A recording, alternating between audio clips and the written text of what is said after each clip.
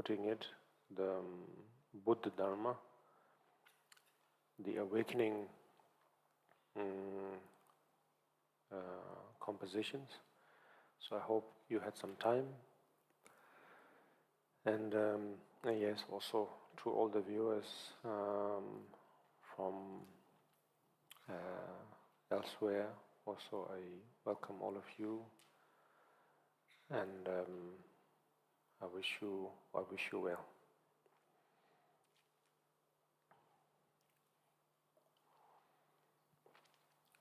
So now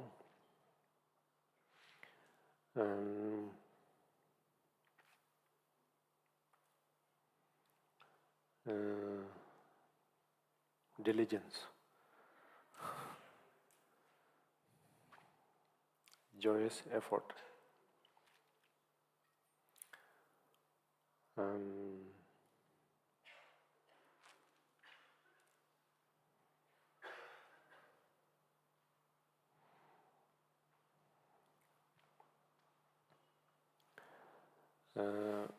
In the past, I said something like doing something that you really like, in a very, very general way.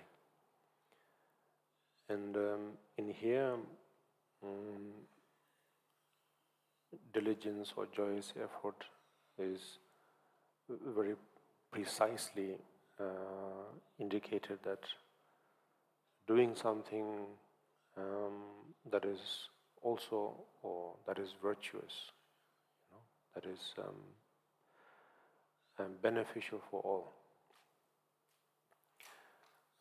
Basically the term 𝐂𝐨𝐻𝐜𝐬, which is a Tibetan term, 𝐂𝐨 means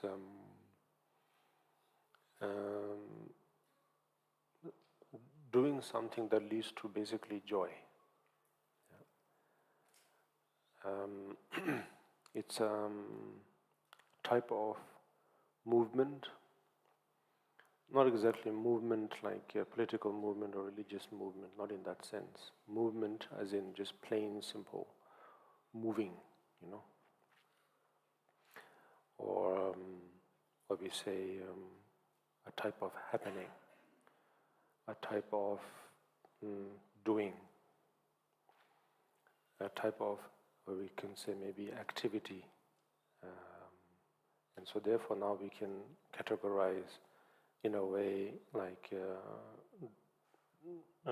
activity of body, speech and mind, things like that. So doing or happening or activity or movement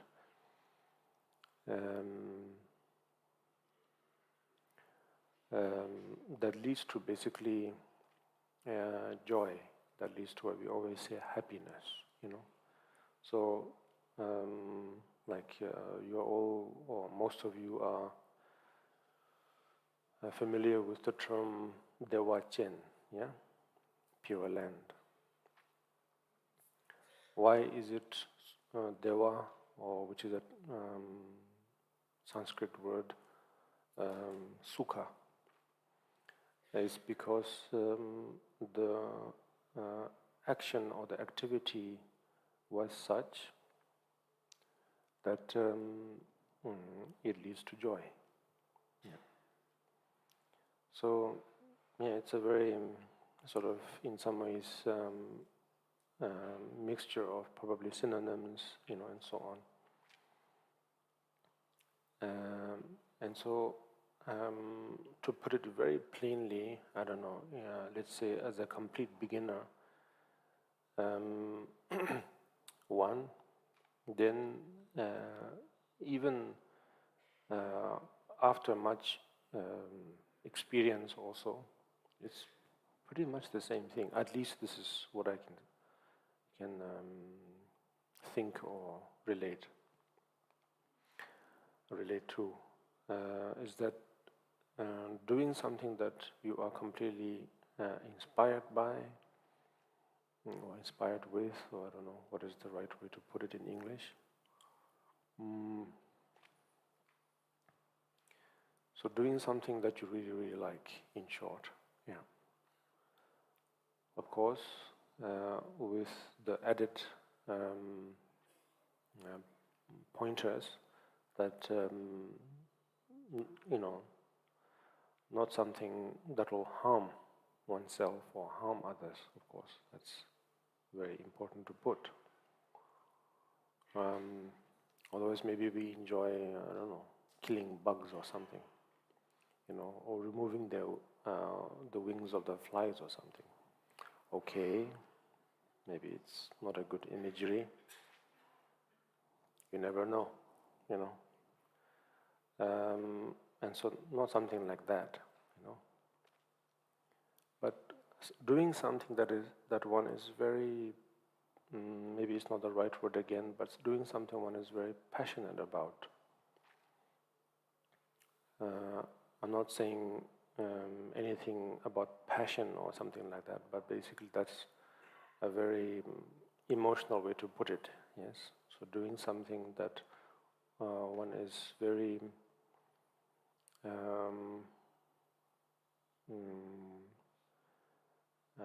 intimately involved with, So there could be, therefore it could be anything. According to your profession, according to how you are brought up, it could be, in general, probably most likely business. It could be household things. It could be medical aspects, in that field also.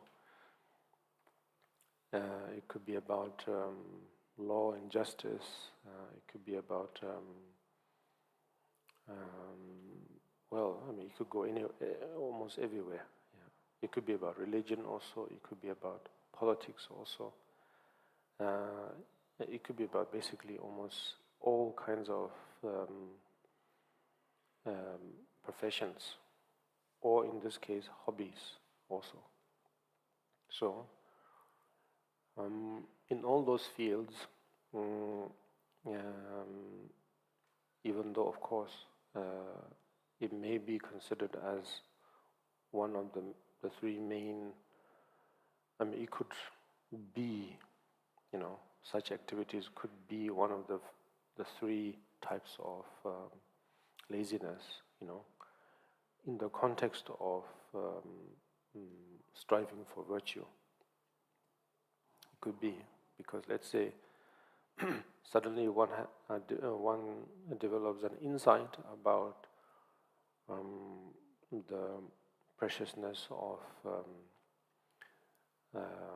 awakening, or the benefit of awakening, and then suddenly I feel that this is too much for me, and so therefore I will probably do something enthusiastic. It could be something of whatever I said, that particular category, where we feel that this is what I want to do, So one could go back. So in that sense, yes, if that's the case, then yes, it's a hindrance. But beside that, almost anything can lead you to awakening. That's the thing. That's always there. And so therefore, meaning that, where my idea is coming from is that when you start something, you must finish it in a way. And maybe the experience is good. Initially, it maybe is pleasant, inspiring, but towards the middle, often it is the case. Towards the middle, then one feels this is strange, and now I want to do something else. We have done that many times. In this life, if there are former lives, during those times also.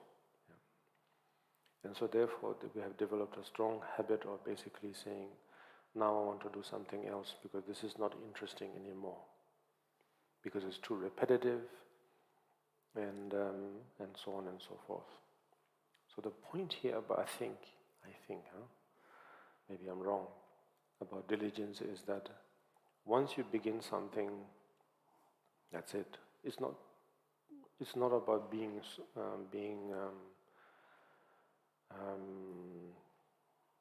how to say, what is the term, stoic, you know.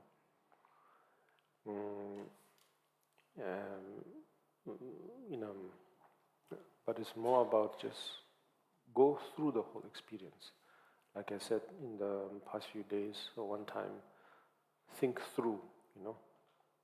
So in this case, maybe act through. So then you get a whole picture, you know. So therefore, in this case, it could be a very worldly thing. Maybe it's about business, you know. Go through. Yeah. Halfway through, it may be very challenging.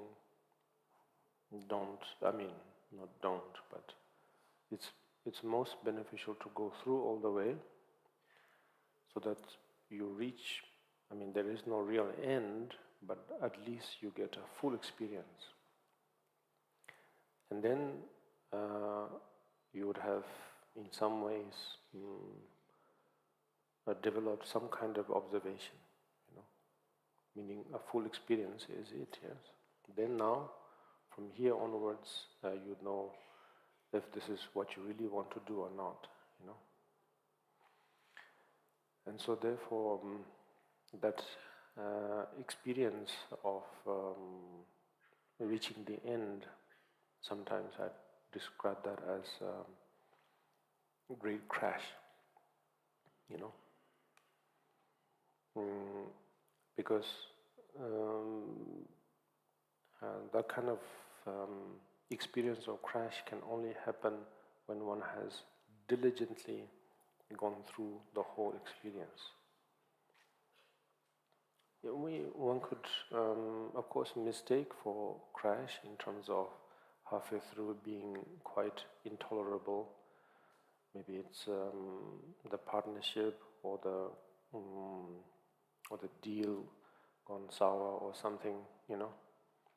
It's possible, but it's not really it. You really have to go through to get somewhere. Yeah. So that's the thing, you know. If you view it in that way, then Buddhism is not something that is saying don't live your life.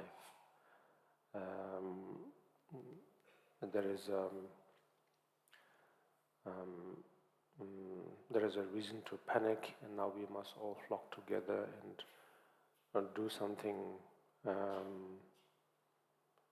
in a form of a regime or some sort of in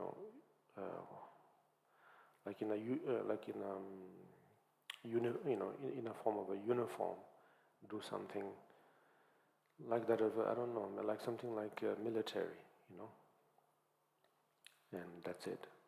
So in this case, the way I see it is that if one has already some idea of or some inspiration towards this awakening qualities, great, you know. Then you have already in some ways cut short your journey and made it much more practical for yourselves. But otherwise, if you are still thinking, considering your options, this is good, but I don't know,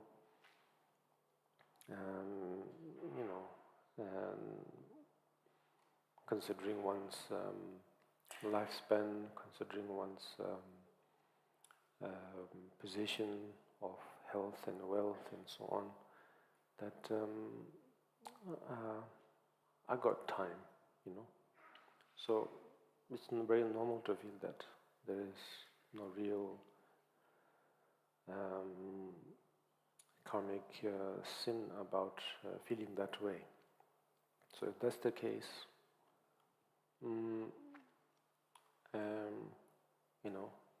don't just stay there. Already start doing something that you really like, you know.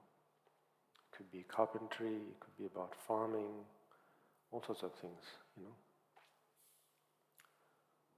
Okay, the gentleman is not there. I think he was very interested in being a veterinarian. Yeah? What?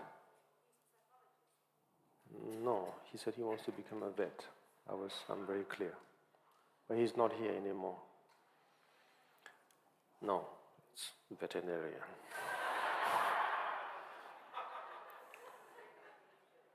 So,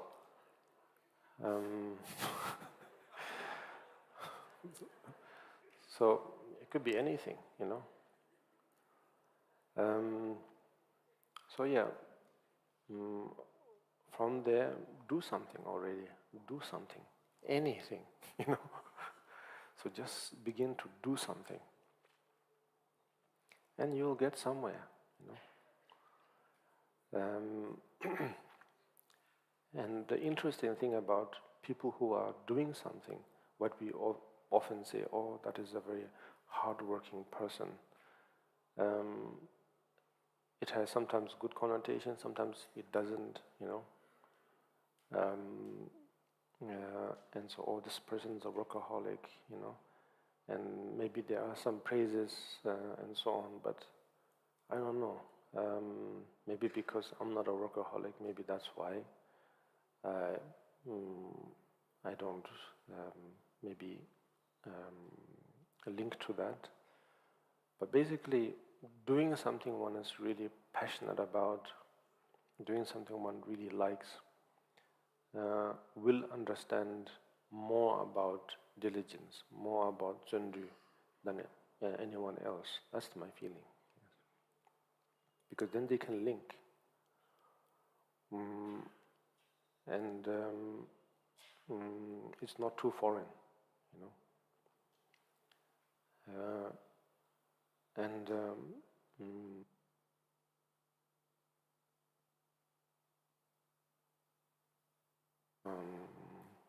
What is it? Fluent not in terms of experience, but fluent in a way that they can flow better. Yeah. And so, and then someone who's diligent, or someone who's not exactly hardworking, but someone who's doing something that they like, will one way or the other develop this crash sooner or later. And when they do, then it's only natural for the mind to think, maybe in the form of what is the next step, or is there anything I can do. Basically, it will look forward for something that is far more interesting to do, because your mind is already in a rhythm of doing something interesting, you know, not necessarily challenging. Of course, it is challenging, but you're not thinking once you're in that state, once you're in that motion, you don't think challenge as challenge. You see challenge as interest. And so therefore you will look naturally for something that is far more interesting. And so then that person is very ripe, you know, very, how to say, suitable. And it's at the verge of doing something really interesting. So now to that person, one could say, if you could create the conditions, or if the coincidence is there, or if obviously karma is there, you know, of Dharma becoming, or the Buddha Dharma becoming near, then it will be an amazing spark. Then that person will immediately be able to translate what the Dharma is, you know, as if that person was born to do it, you know, as if that person was born to be a practitioner, or I don't know, a teacher, or a spiritual friend or something, a tuku or a rinpoche, you know, kempo, I don't know, all these things. You know.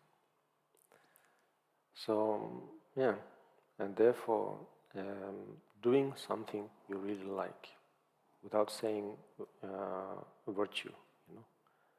I like to think that it goes a long way, yeah, in this sense. Then, now once you are introduced, or once you are in contact with this Buddha Dharma, because of your background, or history, then obviously, now doing this virtuous thing diligently is it. Yeah. And so, now, passing the time by repeating the introduction like this, let's try to now summarize this particular chapter, because this is the last day of the talk, yeah? Although we have around 70 or 80 verses in here. So, in short, it's about diligence.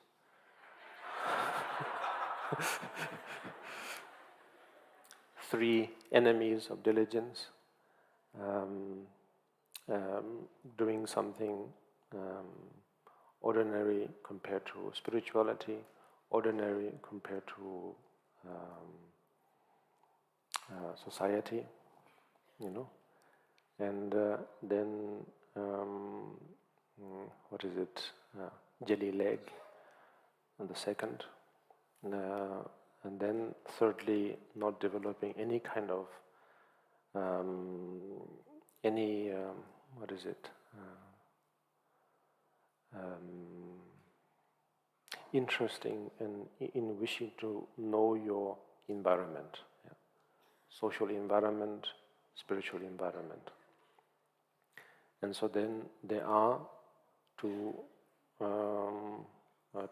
combat those three types of laziness, then there are 4 types of force, 4 types of friends, or something like that. And so therefore yesterday I said something about one of those 4. So hopefully today we will be able to somehow summarize those 4.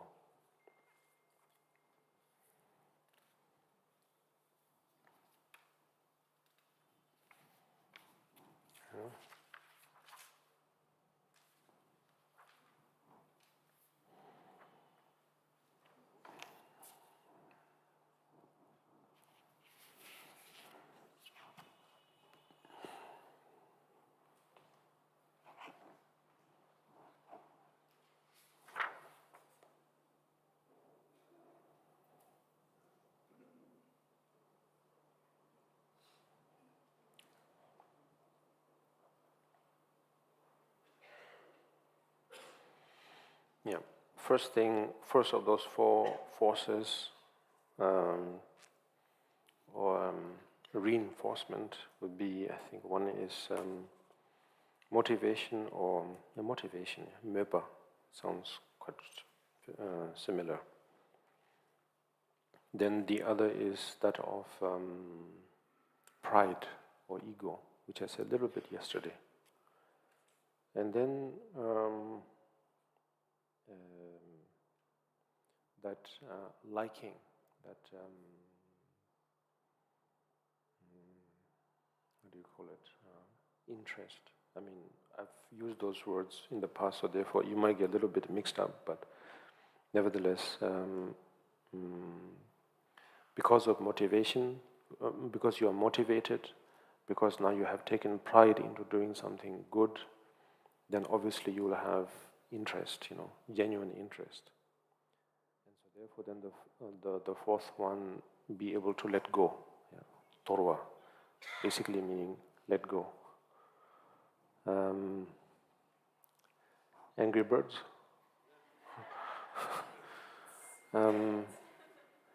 Being able to let go of angry birds.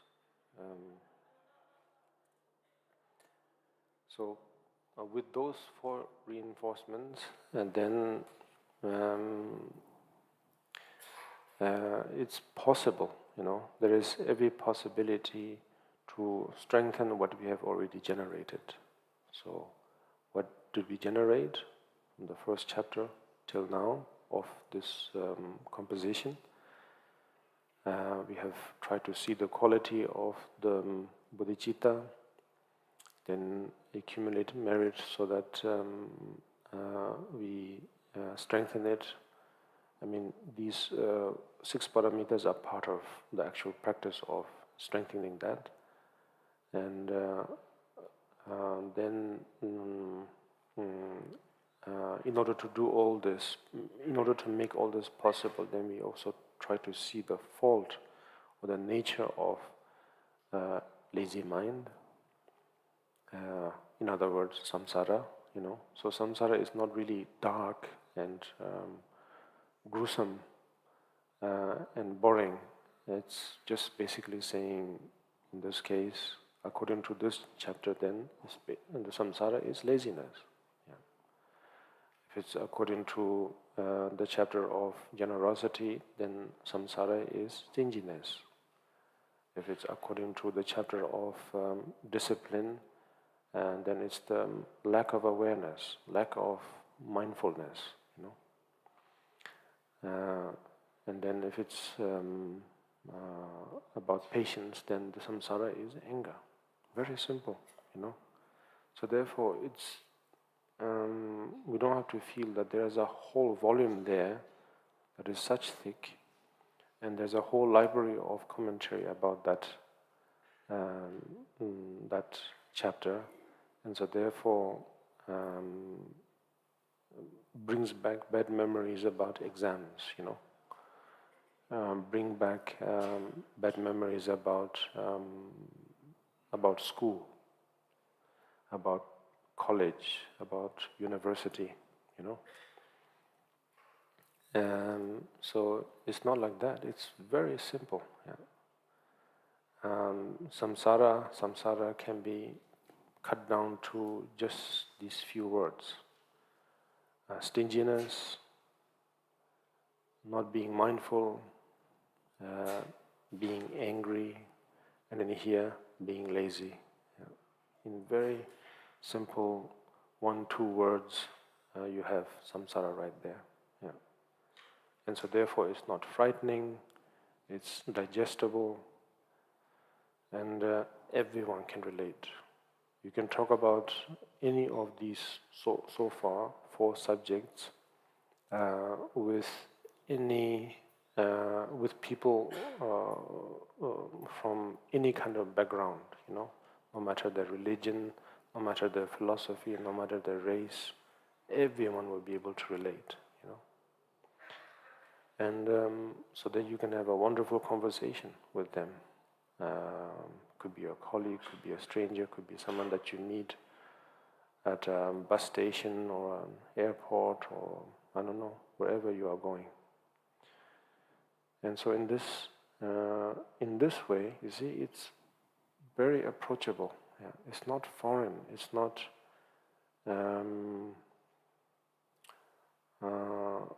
in any way pushing us up, or how to say, kicking ourselves upstairs or kicking ourselves downstairs or anything like that. There's no such thing. So therefore, that's what we are trying to now conquer.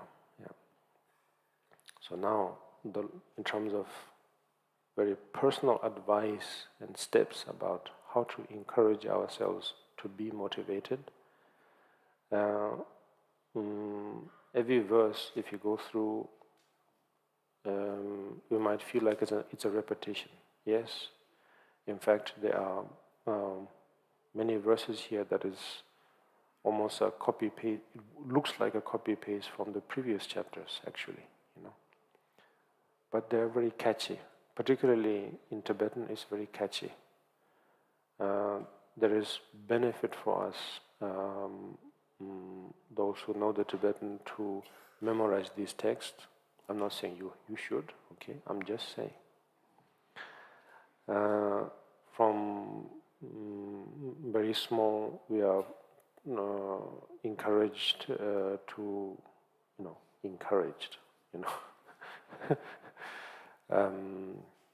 to memorize these texts, and then it's at the tip of your tongue often.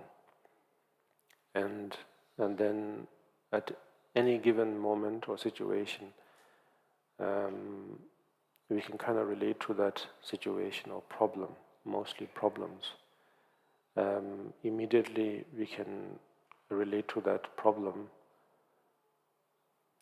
having that habit of that particular verse, and you can see that this is it, just like we'll be able to relate to a situation or a conversation because we have memorized so many sayings, so many idioms.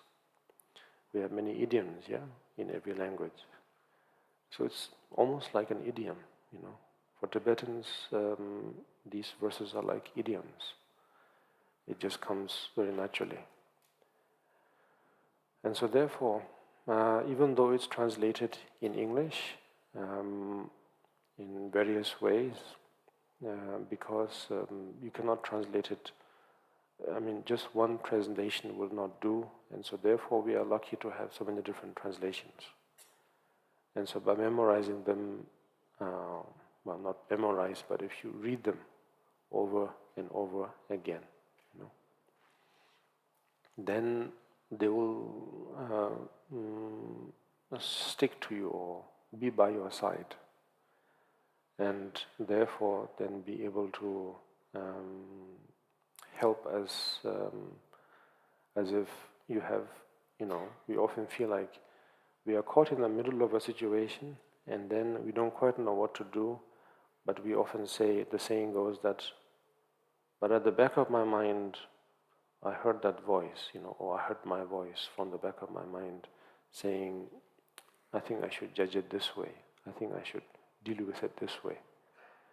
In a very similar way, these verses will become like that, because in that moment, you cannot suddenly say, everything's emptiness and the syllable hong and all that, Whereas these things will be by your side at any given moment. So then I will read through the verses a bit as part of sharing the reading habit. So what was the verse that I 22, yes, thank you. So I read from 22 in Tibetan. Dagi janchu drupayi dungandine tsöyode sungu konglang nösaji luma debe dungaji pemba kunjan sojichi midewayi nemeji debe dungalma bodo jomcho midi chungzoja soje pabal dedawan pemba choke manzed choga hindon jemboy nejembame sowanze chomala so jimbalanyan dembe thoma jowanze tela komne chinne rimjirangi shayandong kansa ranga lulana tsöso tabe lojeba teze shala sodong tela kawachi shiyu Dikpa pancha dungam kebe chinna megami ndetara lobra topada dikpe semdan lulane sonam jinne lulane keba yinne semdana jindun kowar ne jane inje jinda chishi jo dane janchu semdo jo honje dikpa sejeje sonam jansu du jebe nyentuanambe chodo she dewe jongal kun selwe janchu semje dashuna dene dewarndo wala semshe sushik jilungyur. So until the 30th verse, then basically within the first 4 verses of this chapter have described the nature of diligence and the nature of the opposite of diligence, the 3 types of laziness and so on, and then giving more shedding more light or giving more clarity about how these 3 types of laziness are basically like your enemy, from all the enemies, that this is it. And so then giving logics, reasons, quoting various types of sutras to prove that all these are valid, all these 3 types of laziness are valid to let go. in terms of doing, in terms of happening, it's every valid to let them be. Then from the 31st verse, then it goes on to describe the four types of, one could say, diligence, 4 types of forces that one could use. Semjen tundrup jachir pong möden gatan torwani meba dungan jibat de pen sambetje. Tetara menten chobada möda ngaja gatan do lulen wanjur topjin zondre pechem berbacha dada jenje nyebana pame da gujumde kando nyeba de la kaba jansu sejru nyeze zomba de ne chayang dala matano dungan bado mebana dago chichran hingma ke 다단 전진인데 망보다 그룹이 tel라 연된이야 까봐 jansu 공주는 다는 연된 차라야 공부하는 말이 지식 단위 제본 다기 때문에 제본 설 다기 좀 되면 가든 쳔베 데마지 tel라 자와 마지도 우에 삼바조 마지 인질라 마지 민직 마진다 냠타데 마지 지난다 마행아도 숨고도 동안 바시 제바지 너는 혼돈 다다르냐 출라 몇던 저거요 풍번된다 좋은 수지 출라 몇보다 개베천은 던데지 자와 몇으로 투표서 디 자와다는 남현지고 공배소 동가 예매대보다 직관 넘번 나서던 저번은 저번 딕라 챌린저 원주 일라선배기 전에 강반 강동 donju로 대단 되는 수남데 드베 윤진원 천주 딕바체 받는도 장 강다 강동 donju로 대단 되는 데보다 동안 천주 넘버는 좀 야체드선 세벤배면 님보네 야베송이 세지지 지제번 토베지 배만을 주는 조진 야베르는 대시에서 개발의 현재 지번 뽑아만을 쉬베 냠타 kintu nyamta che rabdo tsewe me yi jube sanjino lo lujo lam bawere to dondon ke na chayi tonpa jalaki hintu mbarwe chachi sachi longa meke mambonjur tewe gela me chachi kupanyin to gombara che doje yanzun choka yan tsamne nga jar gombara che tangbon jowa tane na tsamam yana me tsamcha mazampa nyan choyi ke tsamna dokoro me jao jewa chen to tekom che didan dongan perwa che jen dan dribi tukyane menjiru te yan dhume che ledan nyo mo boda sumbo to la nga che danye jibu shi then legend adanya nyomo omenjiden randon dupermen robe datarmen dewe dagen dejo jinda membe legend and danyejen chedardo ngajerjen meje dala ngajeme boje shiberudan tejina kayang khaden to boje danin 갈때 다니냐면 동원 중앙에 보지 심지어 저것도 올라 폰을 타고 이러던지 어제 저거 집에는 첨부의 전도 그렇게 되어 선내 된 바에 동원은 심지어 나는 동원 반면에 감선전도 지금 다그 공론자지던 달래 수행제만 진짜와 생겨서 내가 가전들은 내가 좀 로강가지 뒤주는 요망가지 제만 가지 전도 보면 대단 가전도 요망가지 지킨데 년로가지 지티지 미가던 좀보다 전지 선세 대단 렘밤에 둑 냠촌당 담제에 돈네 니번정 가지 지금 것도 진짜 가지 전도는 몇 번도 이번만 관심 관전 달래자자 가전전 되는 가지 전도 남지 빠더니 강시 가지 너도 그냥 해준 디좀다 롤란도 진 제베디고 저버지 님 초조도는 넘버 동도 센서데 월로스 베생거 님 초지면서 냥 최선 천재 메이미노 소원데 진 냥 좀 원데 미죠 다나 세게 다공고 지장라 넘버 군드님 달란도 버 미죠 대신 내가 단주도 리발은 먼저 점어든 된다 보던데 이 제가 내가 레델은 체제나 레데미가 거 좀 데베든도 좀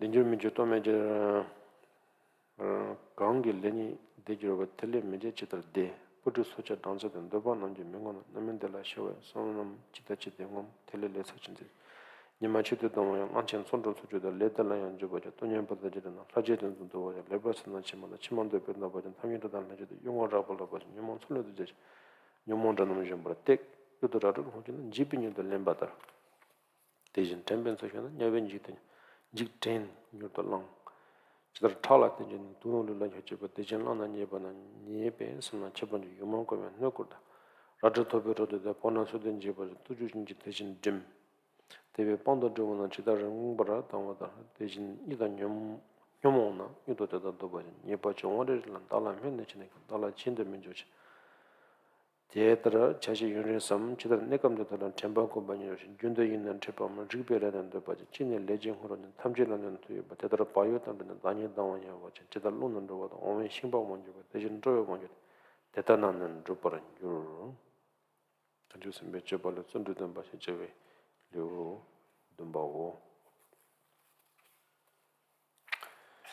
So from the 31st until 75, the four forces or reinforcements of friends are introduced and explained.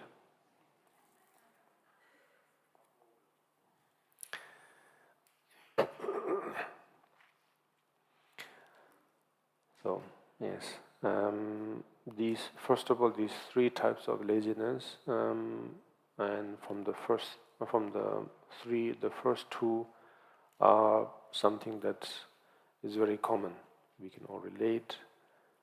The moment we say, "I think that person is too relaxed," or "it's a couch potato," then often belongs to the first two. Yes. And then, but the second one is a little bit harder to recognize. Yes. So therefore, in order to combat the first two, not to say my way, but the way I see it is that do something you like, and it will lead you to discover the third type of laziness. And then, now in order to reinforce after what you have discovered, now that you are quite clear, and now you want to, how to say, not remain being stuck, then we use the four forces or reinforcements or friends. And so therefore we do our very best to motivate ourselves in every way possible. That means from time to time, who knows, maybe surprising ourselves every now and then, or shocking ourselves every now and then, or basically creating a very minor panic, every now and then. Yeah. Of course, we don't really have to we don't have to panic, in terms of doing. I mean, the panic is always around, meaning, the happening aspect is always there. So all you have to do is just be watchful, and you can witness the causes of panic almost too often, or very often. And so you just have to open your window, or open your eyes, or open your heart. And so the moment or the cause for panic is always there. And so it's part of our Mahamudra practice also, of course, to say, to develop a kind of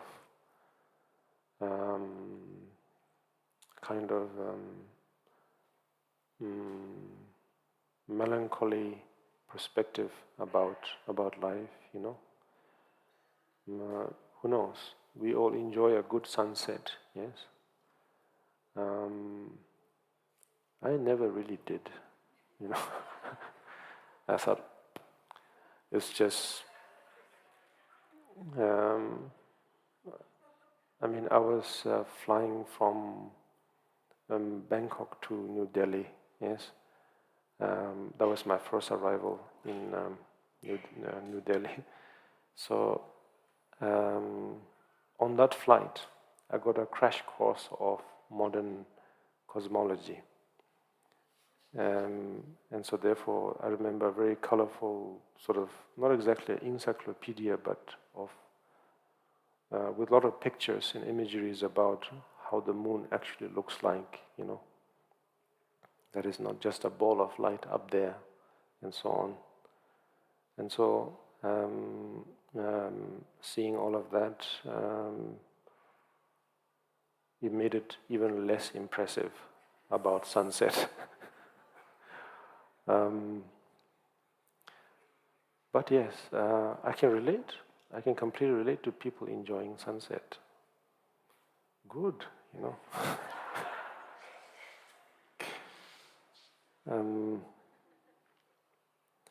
That optical illusion is great. It's very inspiring, you know.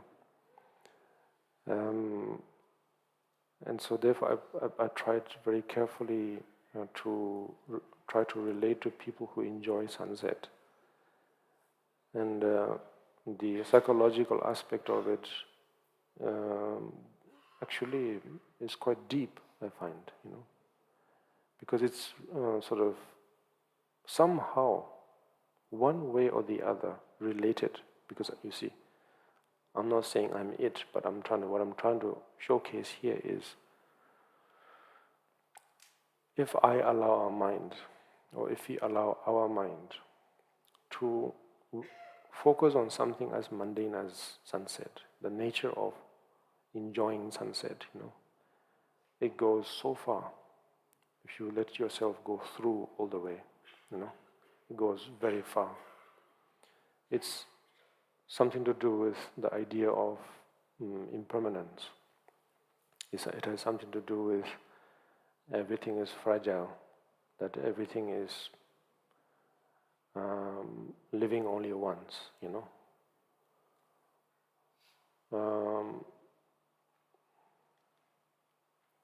So therefore, or appearing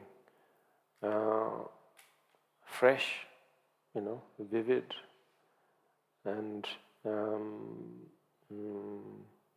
then that's it. Having no past, having no future, meaning that you cannot frame it so that it will live as a memory. You cannot recapture it so that you prepare it for another sunset, you know. Not any two sunsets are never the same, you know, never, ever. Yeah. And so therefore, if you focus on I don't know, in this case, parinirvana of someone, it's never the same. Yeah. But that has nothing to do with one is more experienced or anything like that. One is better than the other or something like that at all. It's never the same. But at the same time, if you allow yourself to witness that fully, wow, it's unbelievable, you know. It could be the greatest teaching. So in this case, sunset can be a teaching too, you know, if you really, really think through. Yeah. Simple as a sunset can say so much about our mental state, our sanity, our precious human existence, because I'm sure animals relate to sunset probably far better than we do, you know. Whether you are in a countryside or in an urban side of the more urban side of the country, birds know immediately when is sunrise and sunset, yeah? They know that it's time to rest and it's time to fly away. Like that, any animal can relate to it. And now, we as, whether we call this human or not, the state, we can, view it in ways that no animals can, you know. I guess, I don't know for gods, because they are supposed to be in the clouds, so I suppose they're living, nowadays they have a lot of neighbors, meaning hundreds and hundreds of satellites. So from the International Space Station, then I don't know how the sun looks. Very dull, I'm sure. Black sky, pitch black sky, and one very sharp ball of light, you know. But the human condition, wow, you know, living in such a state where you look at the same sky, but it's blue, or seems to be blue at a certain point, and then it turns gray, it turns purple, it turns red, yellow, all sorts of colors, and then can perceive the ray of the sun in such ways, Anyway, after all that, that setting, that sunset or sunrise, but particularly sunset, I think it says a lot about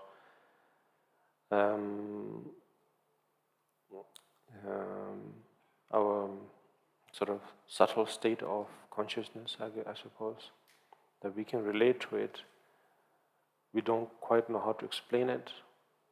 All we can say is, that's a beautiful sunset, but is it really beautiful? Nobody knows, But that's the most practical term we could use, apply. Of course, it has really nothing to do with beauty at all. But it says something, It says something about impermanence. Okay, now I lost again. I need your help. Sorry? Yes, the melancholy of life, yes. So the third type of laziness, yes. Very good. So the third type of laziness. So,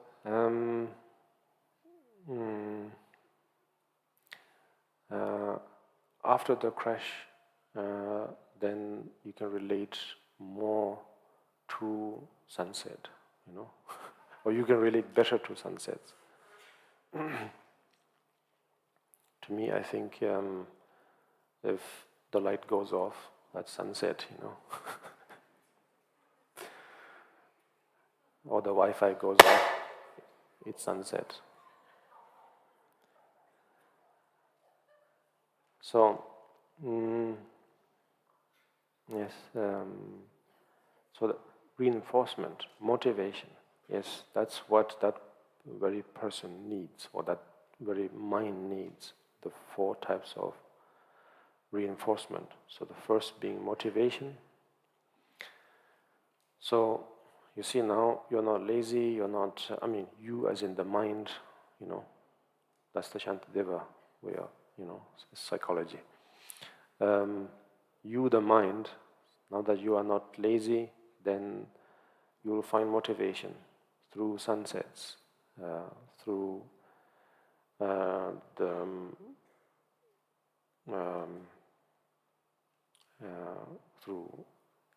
through faulty Wi-Fi.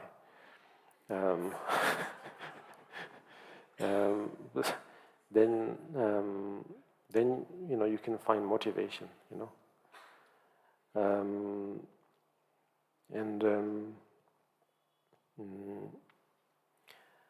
then just like how we pick up why we say self-respect, or self-respect is it. Probably that's the best word. In society, when one is sober, when there is sanity, it's almost natural to see the quality of self-respect. Yes. So that's there. That's universal in every culture. Self-respect. If there is no self-respect, you have no health, you have no wealth, you have no friends, you have nothing. Unless that's what you really like. So of course that's always there. But according to a social perspective, then that's it. Self-respect. And so this type of pride, that the reinforcement of pride, it states in very clearly in many verses from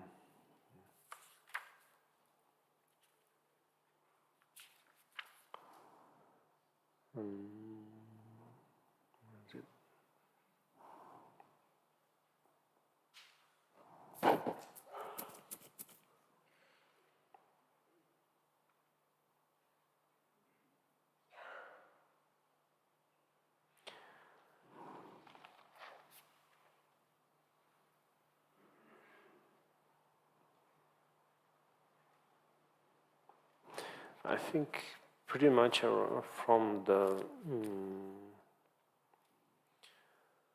46th verse, yeah. So from there, it goes on in quite a few lengths that talks about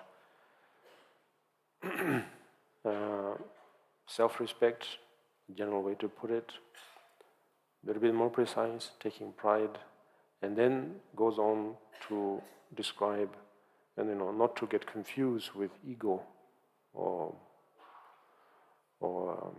selfishness or being too ambitious or something like that. I mean, there are all types of synonyms like that which we can get which could get us very confused, and so therefore,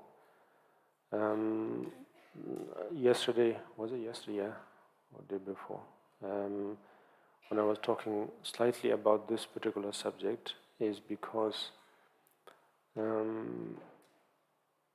either this is what we want to hear, or maybe this is what I want to hear, or I feel inspired by it, or that's what I think I think you should hear. In all these sort of ways, I think it's a very interesting subject, at least to me, because yes, first and foremost, because nouns, yeah. Ego, which is a very loose translation of 𝐿𝐵𝐿 or dancing, which are Tibetan word. 𝐿𝐵𝐿 means I'm victorious. Dancing means sort of holding on to myself, clinging to myself, something like that. So therefore,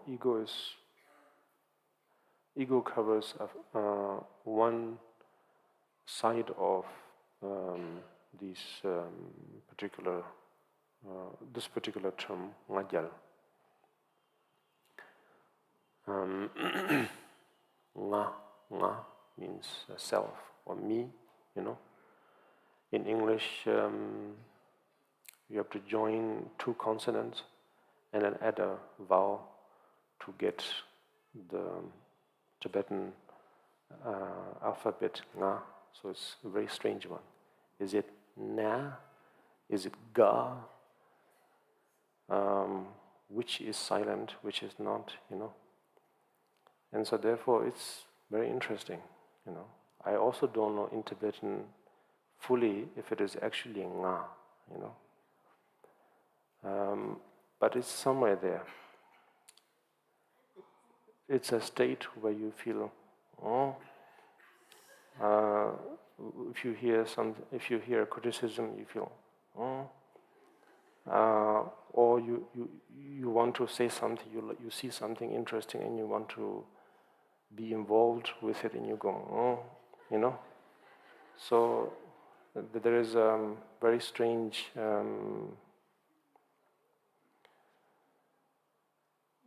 type of movement, not political, not religious, just movement. Movement that involves our bones, blood,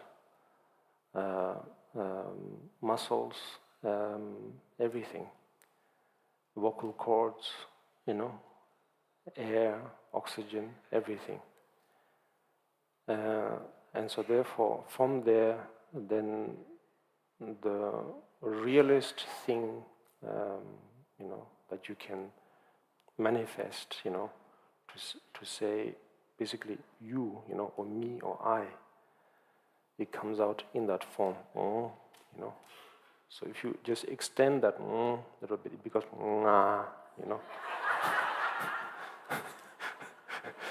But if you don't add that vowel, it's just yeah. So it involves your nostrils, your lips, your tongue, your vocal cords, the whole constitution. Yeah. So 𝐿𝐵𝐿, So ego. So ego cannot capture. It's difficult. Yeah. Pride cannot translate. So, yeah.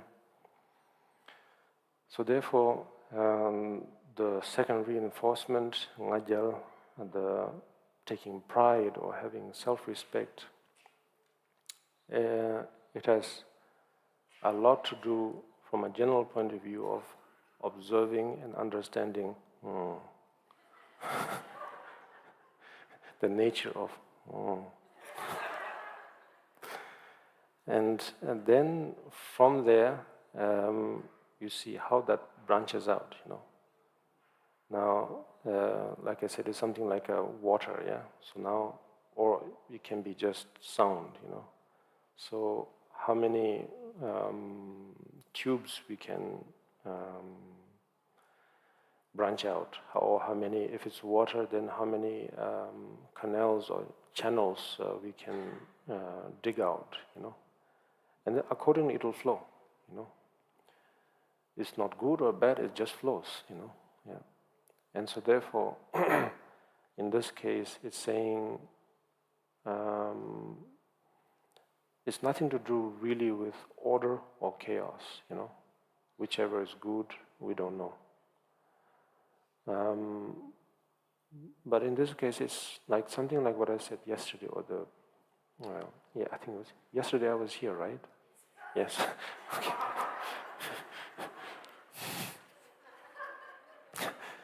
Okay, so I said something about, what did I say? Yes, 99% we have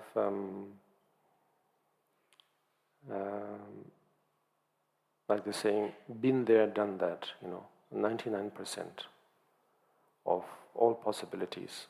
Just one thing we haven't, So it's sort of like saying, anyway, okay, now I will not go too far before I lose my thought. So therefore, from all the ways we have created, dug out channels for this water to flow, we have done all sorts of interesting and intricate things till now. Yeah. But now let's do something different, So that's the thing. Yeah. Let's do something completely out of the box. Yeah. Let's do something that we have never done before. Basically saying, all the trends of setting that we have set are boring, now. How many, I don't know, how many more haircuts, or types of haircuts we can have, And so therefore, now let's do something different, And so therefore,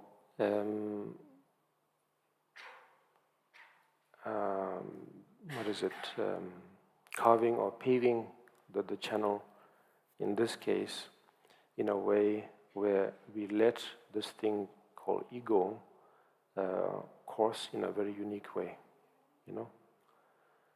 So much so that it will take care of itself in a way, It's not about taking care of something foreign, but in this case, taking care of itself, almost. I mean, maybe it's a very strange poetic gesture. So that's the second reinforcement, that of pride, because when Shantideva described what was describing the jelly leg, the second type. Okay, it's not funny to you. I will not repeat. The jelly leg, or the one that sort of forces you to do something else. Remember, where halfway through we want to multitask that aspect. you know. And so, or maybe that's not the one, but basically it's the one where we think, where we mistake being humble and being, how to say, modest, you know, that part. Yeah. So yesterday, yes, I remember. Yesterday I was saying something about there are various types of ego, and according to Abhidharma, or basically some form of categorization from a Buddhist point of view, there are 8 or 9 types of egos. Jiru gurugu, ngaja, guruba. Yeah. So yeah, it's 9, I think. Yeah. So then from there, one is to take pride that I'm the most modest of all. I'm the most humble practitioner of, among the rest, something like that. Yeah. So in this case, here Shantideva is saying, observe carefully, or look again, because in this case, when it comes to conquering laziness, there's no room for that. There's no room for such type of ego. And so try not to pave the way for that, dig the way for that.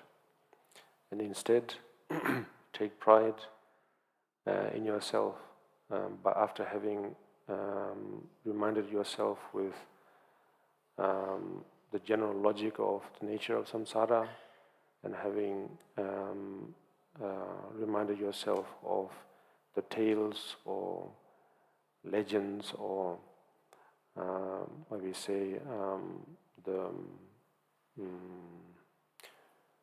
namtar, we say namtar.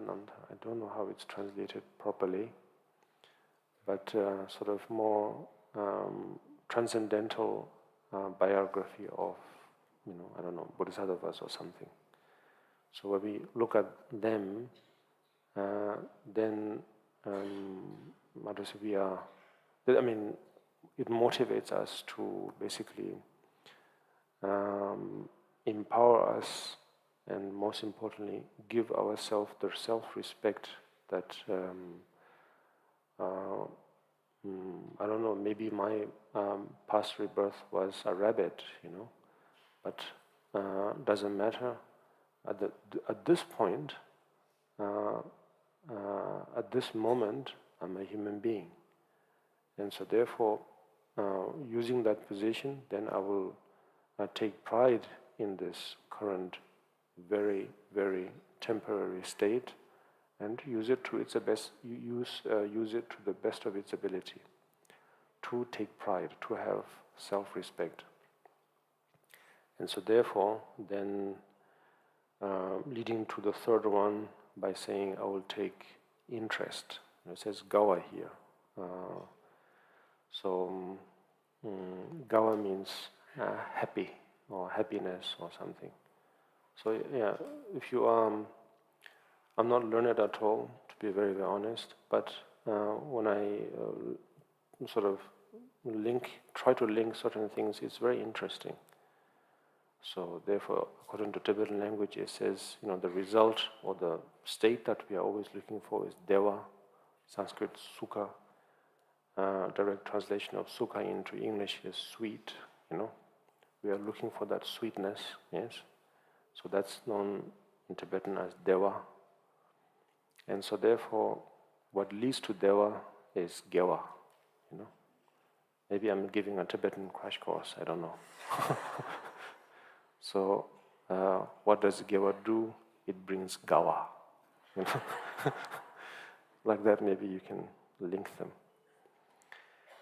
So yes, this particular practice of self-respect, which is a part of diligence, will bring the reinforcement of, I cannot say happiness, it sounds strange, but the the only way I can think of is the word in English, interest, you know.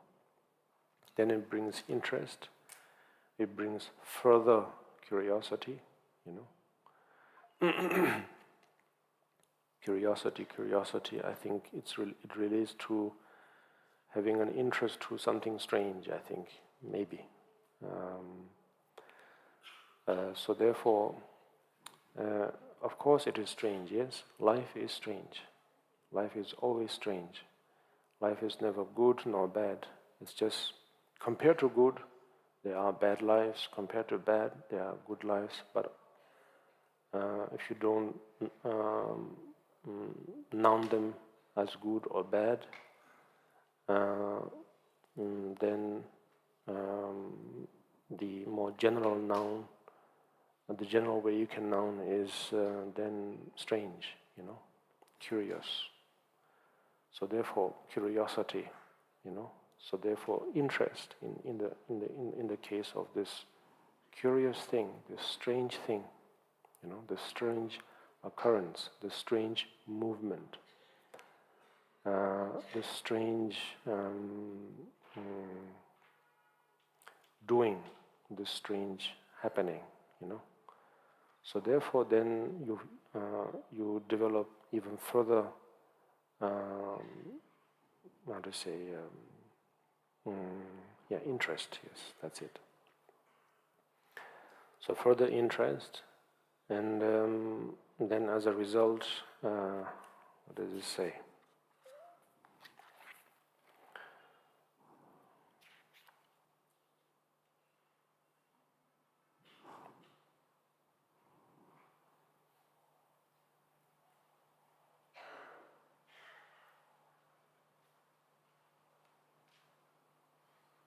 Yes, it gives you that feeling of, I think it's, in this particular verse, where is it? The 64th verse, where it says,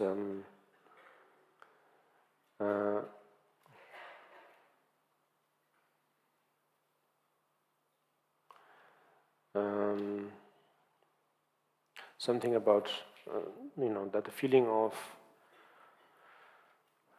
what is it? Not being satisfied, you know, not enough, because it's like now you've developed a taste for this, you know, and so therefore now the experience is something like now I want more, you know, and so. In this case, this joy or interest or happiness is such that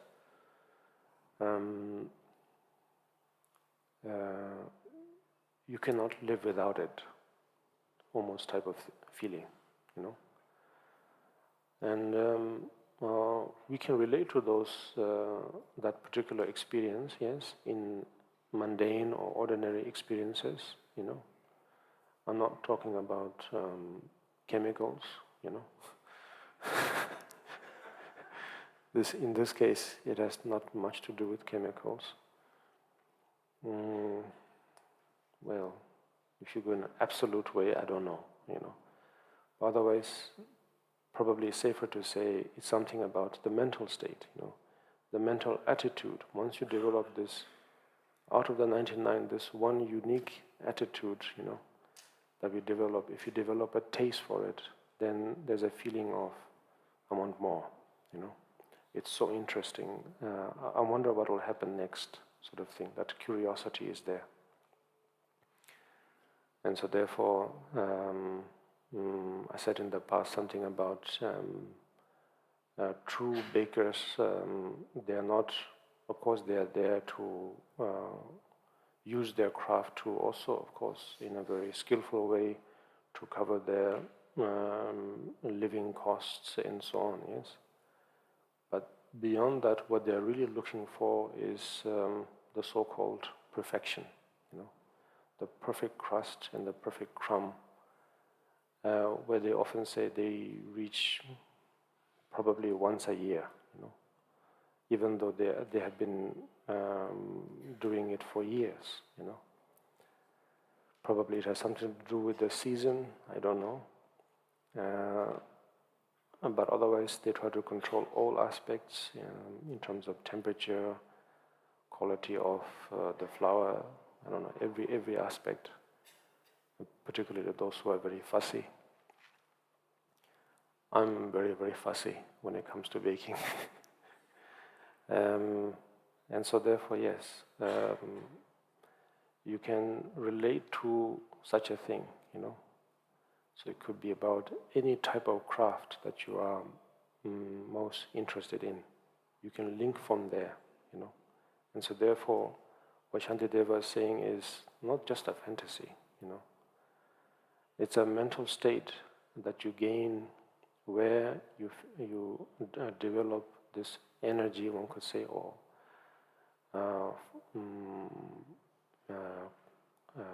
force, where you feel that I wish I could find, well, the most elusive thing called perfection, you know. And so, in this case, gawa, or joy, or happiness, or interest, that reinforcement is vital, you know. That quality is vital. And by doing so, then it will lead naturally to the fourth one, where then you will let go, you will discard anything that is going to interrupt your enjoyment in this case, you know. So therefore, then how to say, I don't know, making sure that your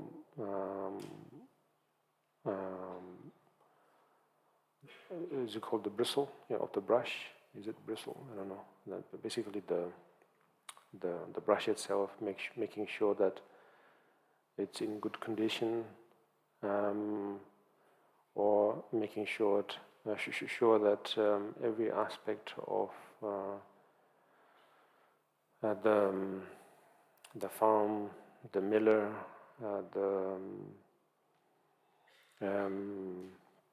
the oven, you know, every aspect, you name it, you know, that you make sure that you try to sort of let go or discard anything that is going to harm your interest, you know. And so in length, according to now particularly this particular practice, diligence or developing bodhicitta, and it says, in fact, be very curious about the most minute aspect of hindrances and treat them as a very dangerous, tiny little spark that could burn your entire haystack. Because all it takes is just that one little spark, you know. It's very minute compared to any other situation, you know. Even a flame is controllable. Even if your kitchen is on fire, I mean, if you don't have a haystack near you, you know, it's easy to control.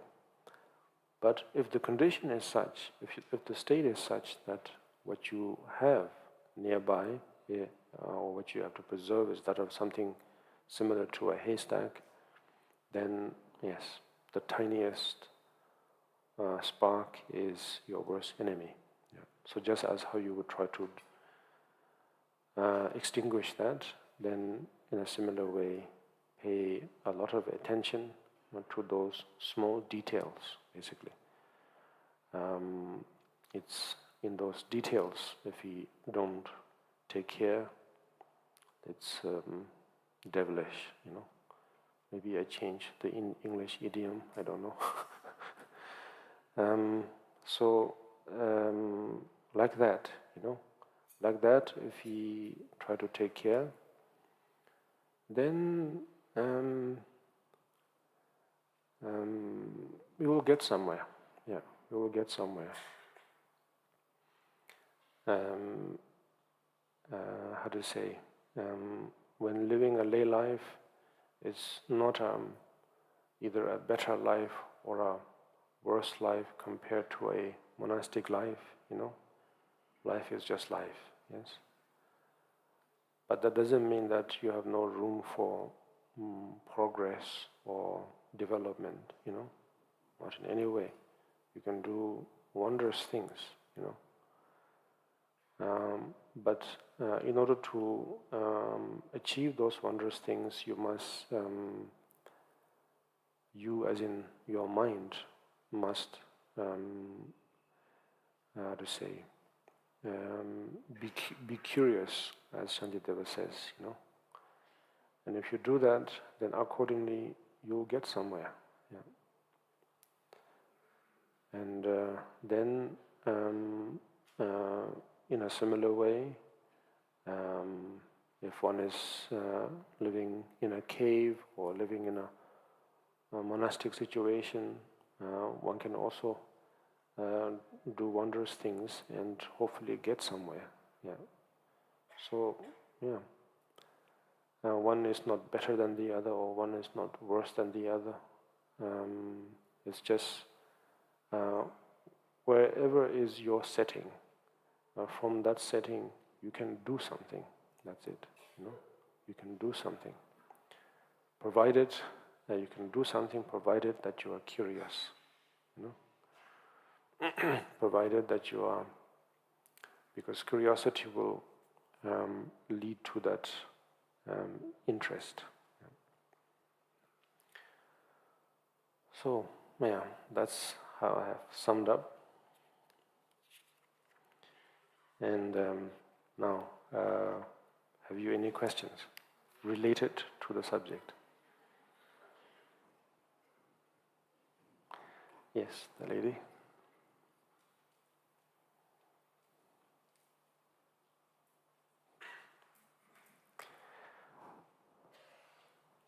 Yeah, you can pass the mic.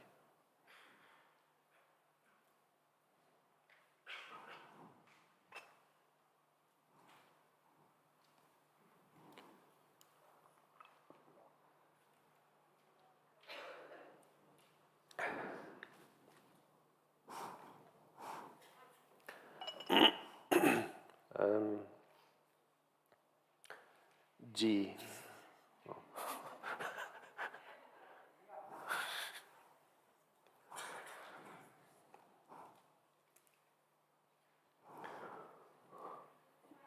Yes. Hello? Yeah. Oh, yeah. Yes. So first of all, thank you very much for the teachings. And I have a question to what it was about the first part of these teachings, about acting through versus maybe being stuck at a plateau. Acting Through. true, Like okay. Through it, so one can know if it's something one really want to do and Yes. loves. So I have like a few situations in life where I'm not sure if I'm stuck or through. And also for some things, they seem so big and various in their things that you could do to be through, that I think it would like take a whole lifetime to be through. Yes. And if I lose my interest, I don't know if I actually want to go through with like my whole life. Yes. Well, probably what I said today, what I try to emphasize today, I don't know, may be interesting to focus on, because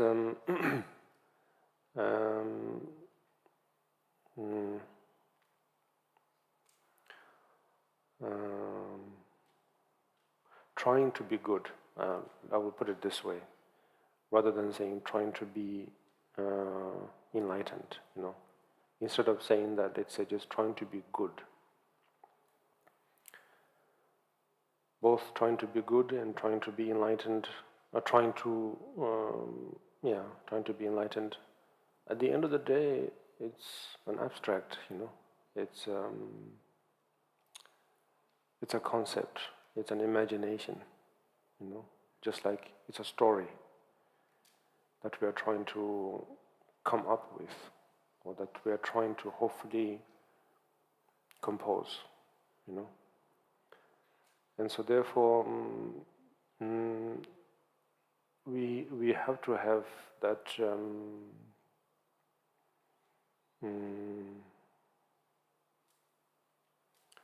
that type of poise or gesture or state.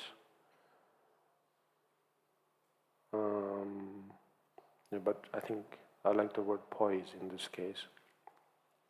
Poise is like sort of like often relates to something physical, like it's a sort of a confident poise or a scared poise, poise. Yeah. So according to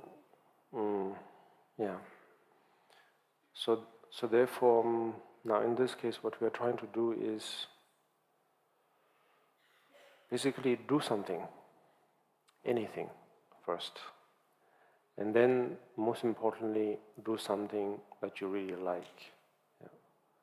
So, in this case, it didn't say do something that will lead you to enlightenment, do something that will lead you to become a good person, a respectable person, an admirable person, or a celebrated person, or to a point where the society says that's a decent person, that's a stable person, You don't have to worry anything about that, let's say, What we want is to do something first, anything, and do something that is something that you really like. Yeah. Of course, like I said, from a spiritual and I think more from a social perspective, do something that will not cause too many, frowns. Yeah. So therefore, something respectable, and so the range is so much, within that range you can do amazing things, that really tickles your enthusiasm so much. Yeah. So begin with that. Yeah. But do it in such a way that you don't go halfway and then deviate and then develop the first two types of laziness and then do something else, Don't. Yeah.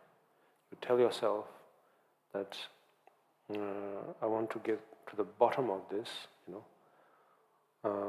whether it's a good result or a bad result, just go through with it. Yeah.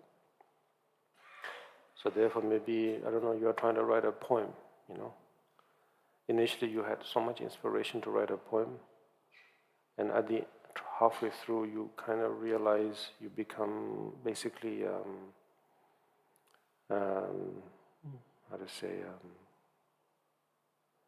you develop hesitation, and you begin to doubt yourself, and that, to a point where you feel that I think this is nonsense, It doesn't matter. Just keep writing, just keep writing, and finish it, until that full stop. Yeah. Where you feel like I expressed everything I wanted to express, just keep writing. And now, when you have a look at it, maybe it's good. Maybe it's a masterpiece, or maybe it's just complete rubbish. Yeah. Doesn't matter. Yeah. At least you know that you did something, memory-wise, you did something, And from there you can, and then whatever next step you do, maybe you will not be a poet after all, you want to do completely something else. Now there it's okay. There you can completely change your whole,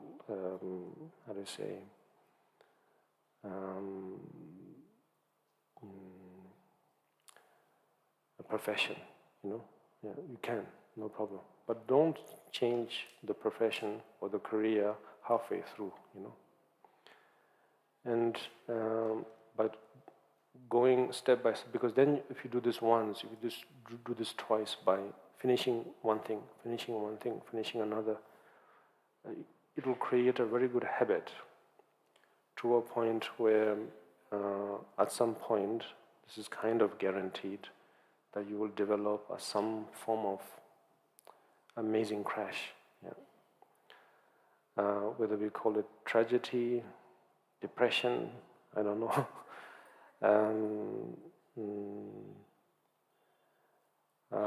Anything. I mean, the possibilities are endless. It can be due to health, wealth, it could be friends, family, by them, for them, I don't know, in all sorts of ways. You'll reach somewhere. And then now the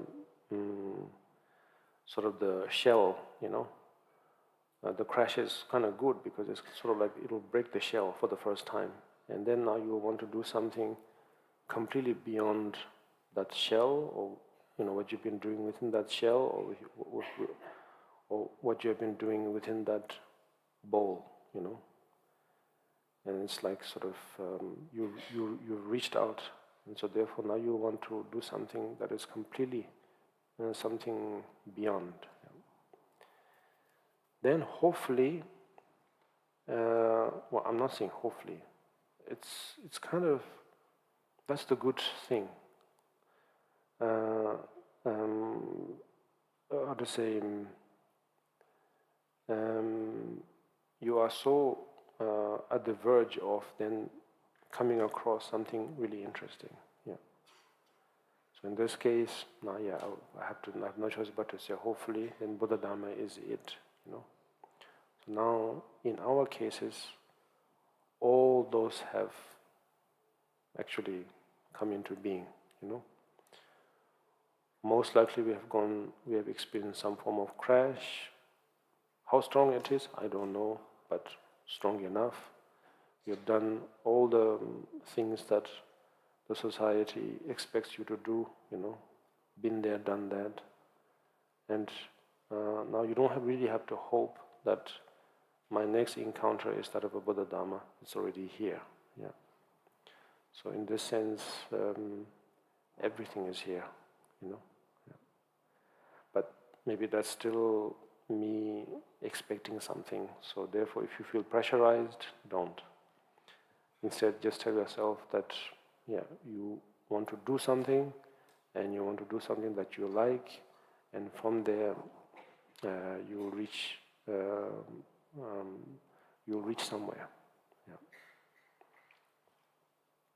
Thank you. Yes, that's. Sorry. Yes, please. First. Oh, okay.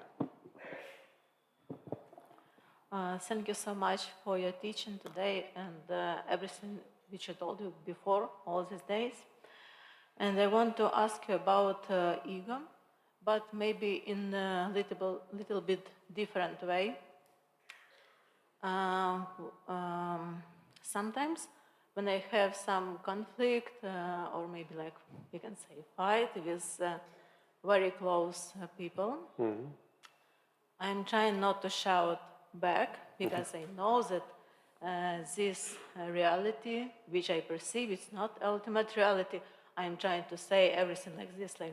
Yeah. So I try to be like nice Buddhist, but after when I try and digest everything, I just find that, you know, like I don't care about this person, I don't care about this word which hurt me.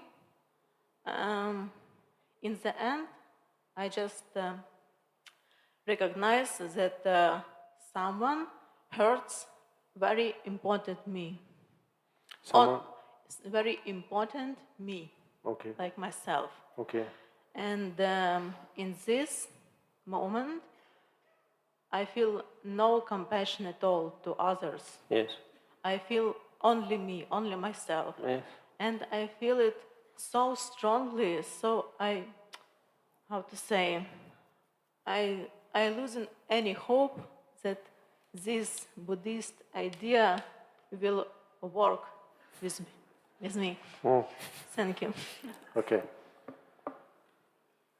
I think... what to do, I don't know what to do in that moment. Yes. How practice with this. Yes. Yeah, we don't know what to do, or I don't know what to do. I think probably that's what we are really focused on, because we, yes, as a good citizen, as a good, as a good daughter, or as a good sister, or as a good sibling, or as a good friend, there is so much expectation. Yes, you should be like this or like that. You should be like our late grandmother, or you should be like an angel or something. So all sorts of expectations are there. And then when we get introduced into some form of philosophy or religion, then slowly but surely we feel like additional expectations are there on top of what is already expected, and so therefore obviously it's just an added load sort of feeling, yes. Yet at the same time, you see glimpses of people who have just cherished and practiced philosophy or religion or spirituality for as long as they can remember. And you can see and witness amazing serenity, amazing composure, courage, that you feel, I wish I could be like that, But at the same time, when it comes to oneself, it's another thing. And so therefore, is it because am I bad? Am I, impossible? Am I a force of nature? Am I unique? Of course, all sorts of doubts also comes. Yeah. So, what is Buddhism really talking about in this case? Yes, on the surface it talks about be good, be kind, be generous.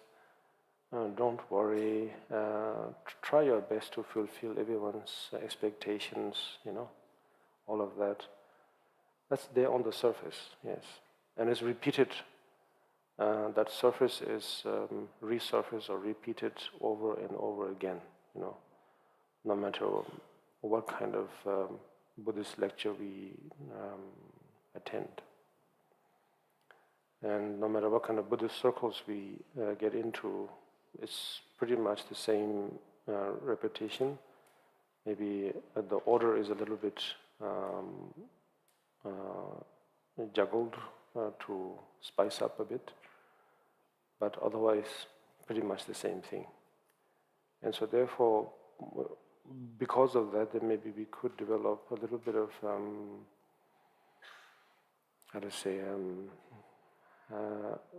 certain lack of respect, for the Buddha Dharma.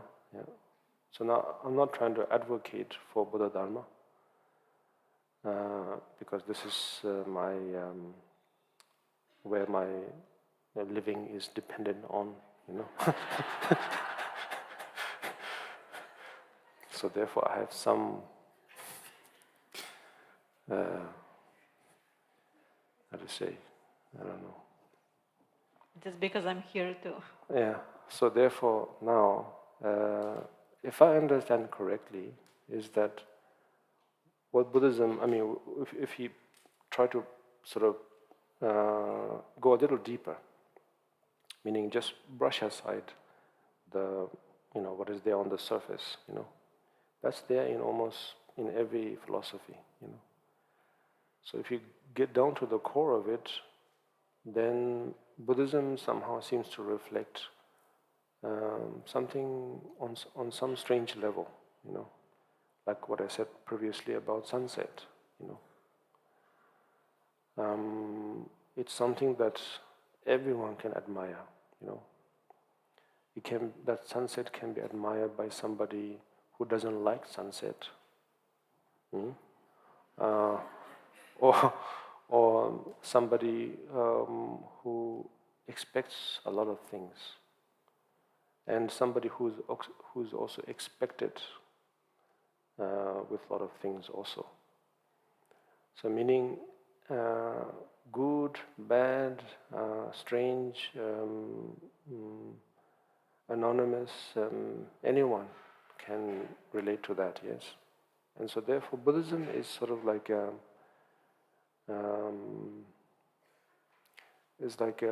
guide, or is like a tool that can help us sort of amplify that curiosity. Yeah. So like you said, I don't know what to do, yes. That's it. Buddhism is curious about that. Yeah. Buddhism not really curious about be good, be a bodhisattva, be diligent, I mean, maybe I'm completely destroying whatever I've said in the past few days, But these are sort of surface advices, But what Buddhism is really interested in is in those very spontaneous, natural occurrences of the mind, where we feel, I'm completely lost, I just don't know what to do, So it's curious about that, yeah. And so, and at the same time, it's not saying, therefore, do this and don't do that. No, yeah. And it's also, because it's not saying, giving such advices, it's not saying, now be a rebel, Now you have full license to be a maniac, No, not at all. It's just saying only now, only after all this, meaning only now that I have come at this stage of my life where I'm not a child anymore, yet at the same time I'm also sane in many ways, my sanity is still there. I'm educated enough. I know about my rights, And so, therefore, I've come to a point where,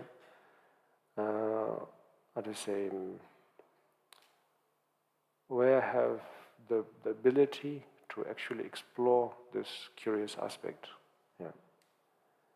And that's what Buddhism is trying to do, actually. Yeah. Because it's kind of like saying, it's not being sarcastic by saying, only now you know, I've been telling you and telling you and telling you, and now you know. So there's no real sarcasm there also. It's just, it sounds like that in sometimes, but it's not, that's not the case. It's just, hooray, good, It's not bad news. So therefore, if a genuine Buddhist says, don't worry, it's not really saying, or if the person says, don't worry, all will be okay, it's not just, the person is not really trying to comfort you, really. Yeah. That person is kind of like trying to say, hooray, actually. Yeah. This is a good turning point. This is a good opportunity. From here onwards, if you now use all those abilities that you're endowed with, if you use it you can do something completely out of the box. Yeah. So meaning like those surface level advisors, whether it's spiritual or non-spiritual, it's all about saying, just bear with it, don't worry. Tomorrow is a new day, and you will do something, and then you will show them, and then you feel that yes, I will bear with it. I can do it, and with that sort of determination, you fall asleep. Tomorrow, when you wake up, when you brush, you think, I'm still that same person, and then and you try to go on, that after some time you forget, something happens, the cat is out of the bag, something, then you lose yourself a little bit. Once again, something reminds you of the problems, and once again you want to be again stoic, again you tense your muscles. Okay, let's drink coffee, maybe this will help to realign, with yesterday's state. And then, coffee, tea, I don't know, any other types of chemicals, And so, yes, there are moments where you have a few laughters, you feel everything's all right, and suddenly back to square one, Tireless journey, yes, that's what Buddhism is trying to say. Good days, bad days, good days, bad days, good days, bad days, and all the while thinking that it's the same person, it's the same situation, it's the same encounter, that there is an actual history, And so in this case, diligence is trying to say is that, the practice of diligence is trying to say is that, hooray, you discovered after all this time, or ever since you were born, you were the chosen one to realize this, and now that the time has come, you have realized, hooray, sort of thing, And so therefore, now do something different, Don't play that game, Fulfilling expectations or not fulfilling expectations. Because when your friend says, you will show them one day, it's very strange, It's trying to say, in some ways it's right by saying you don't have to care about fulfilling the expectations, but at the same time what it's trying to say is that negate, fight, do something different, in a way that you try to rebel. So that's not a new game, That game has been there for as long as human societies have existed. So therefore, it's just temporary. That temporariness is samsara. It's repetitive. It's a wheel that will turn again and again and again. And so therefore, do something different. So, in that sense, then hopefully we will develop a good friendship with Buddhism, the so-called Buddhism. Maybe the first impression was nice, in between a bit sour, but finally, you have a good handshake. And then it becomes a story of good friendship, something like that. Otherwise, that fulfilling of expectation is,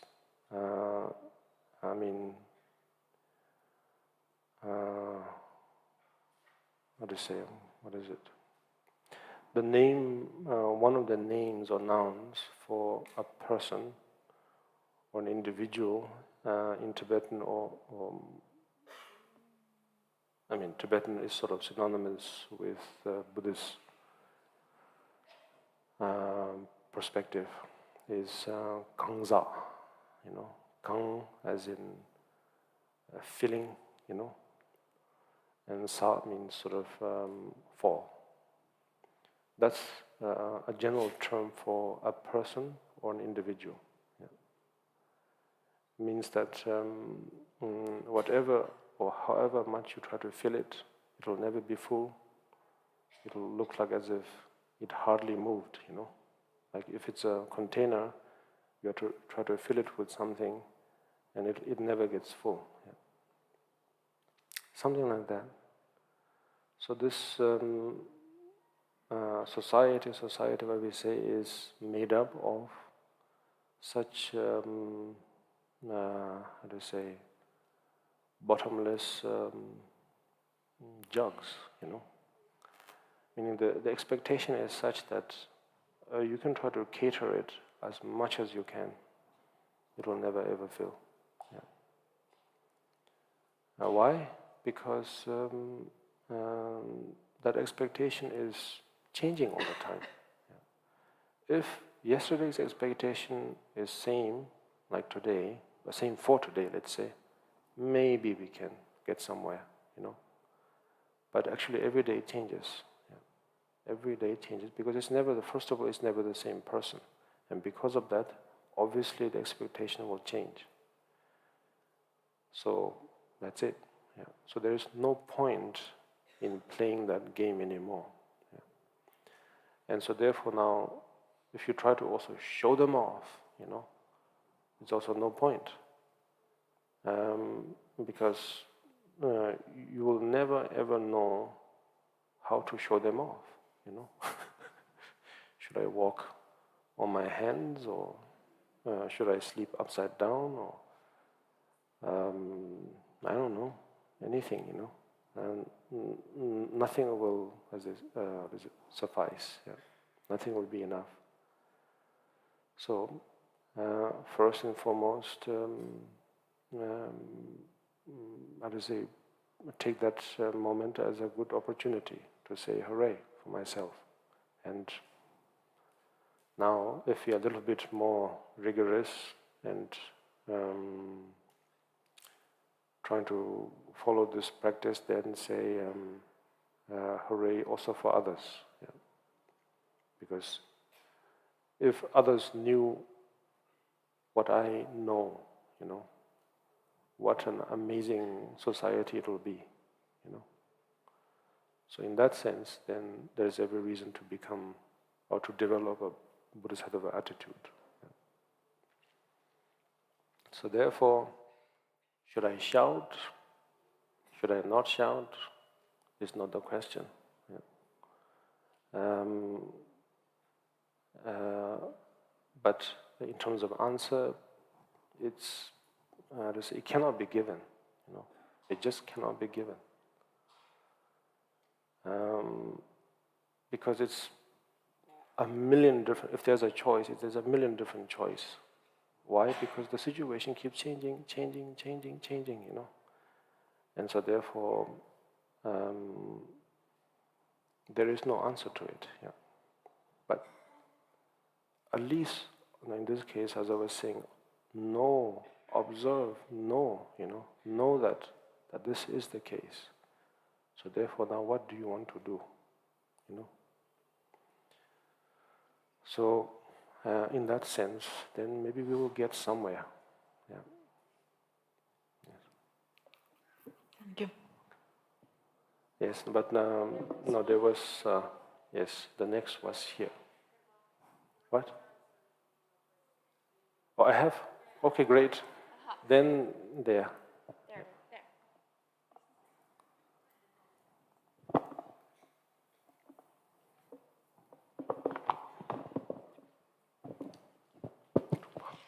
Yesterday you mentioned something like being fluid.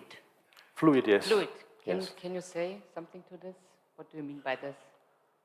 Yes. Probably I knew it, you know.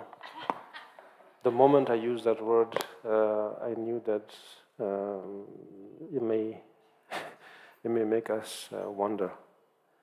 But I don't know if I use the word fluid or fluent. Where I doubted was fluent, actually. I think not fluid. I said fluent. Yeah. And so fluent is like saying, oh, he or she is fluent in this language or something. Yes. Yeah, fluent. So therefore, it sounds like fluid. Yes, I know.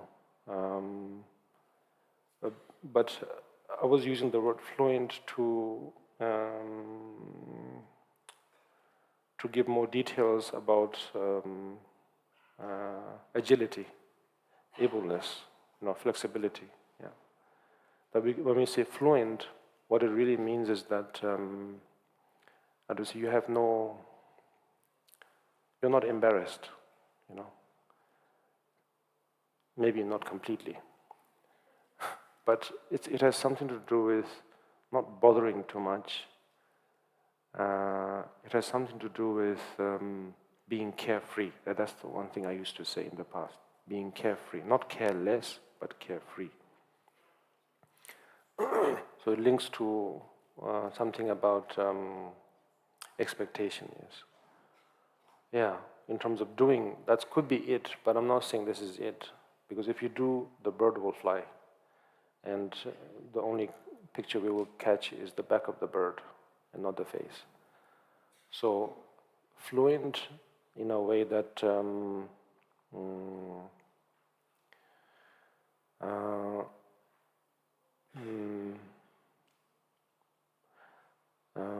that you have done it over and over again, in a way, yeah.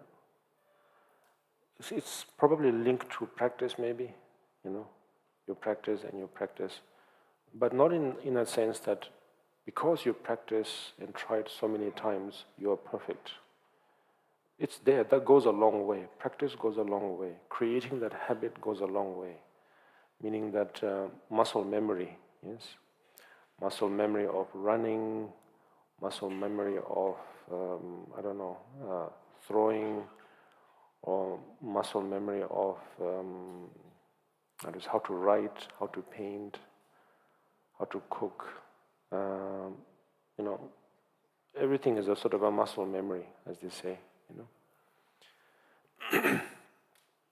And even clearing one's throat, muscle memory, yes. So yes, practice and creating that habit goes a long way, yes. And that could also sometimes be completely mistaken into thinking that effort, practice is it, But then how do we explain someone who has practiced their entire life, or someone who has done everything to be good the entire life and still have confusion and so on, And so therefore, practice is not everything. Creating that habit is not everything. It helps a lot, It will almost become your second nature, your instinct, like reflex, So it's good, but it's not everything. So fluent is something like a mixture of that, creating the habit, and the other half is something where you are carefree. You are sort of too curious, too interested to be bothered, Careless is, it means you just don't know, Oops, and oops, and oops, many oops, but fluent and carefree, there is no room for oops, It's just, yes, you have trained well. At the same time, you have very clear focus. I mean, the next chapter is that about samadhi in Sanskrit, or some say meditation. In Tibetan, the next chapter is about samten in Tibetan, meaning sort of what is the common term that we use in English for something? Meditative absorption. Yes. There we have it. From a native. Yes. Yes, samadhi. No, samadhi is thinking, yes. Yes. What is the Sanskrit term for something? Dhyana, yes. Yes, dhyana. Chan, Zen, the most famous one, yes. Jhana, that's it. Jhana, yes. So focus, So it means that, you see, it's very organic, yeah. It's not mechanic at all. From the paramita of generosity all the way, you grow a seed, and it's sort of, you cannot do away with any of the other parts, or any of the other components. And so therefore, it already is making us talk about the next chapter. Yeah. So about jhana, or about meditation absorption. Meditation absorption. I still need to digest that.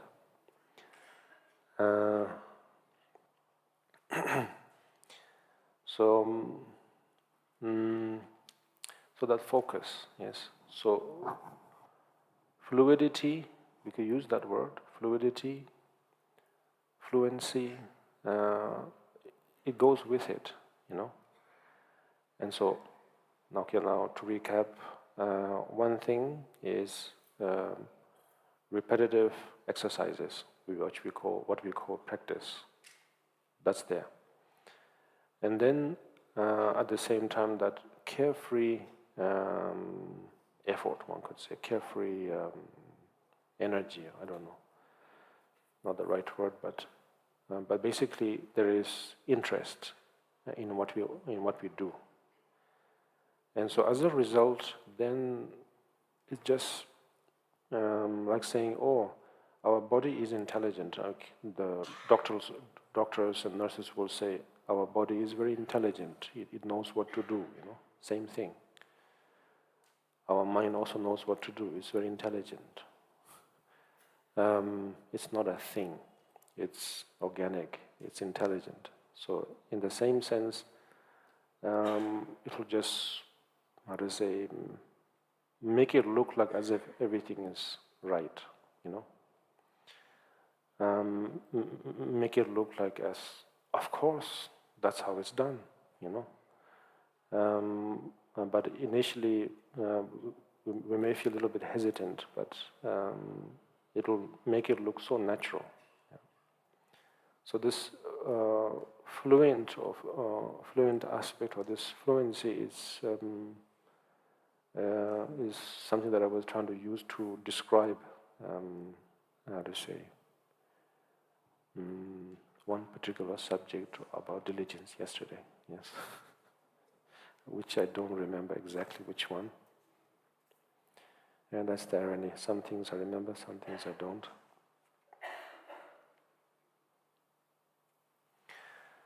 Yes, so that ableness, fluidity grows, and like I had an English teacher, and when I was living in Kalimpong, and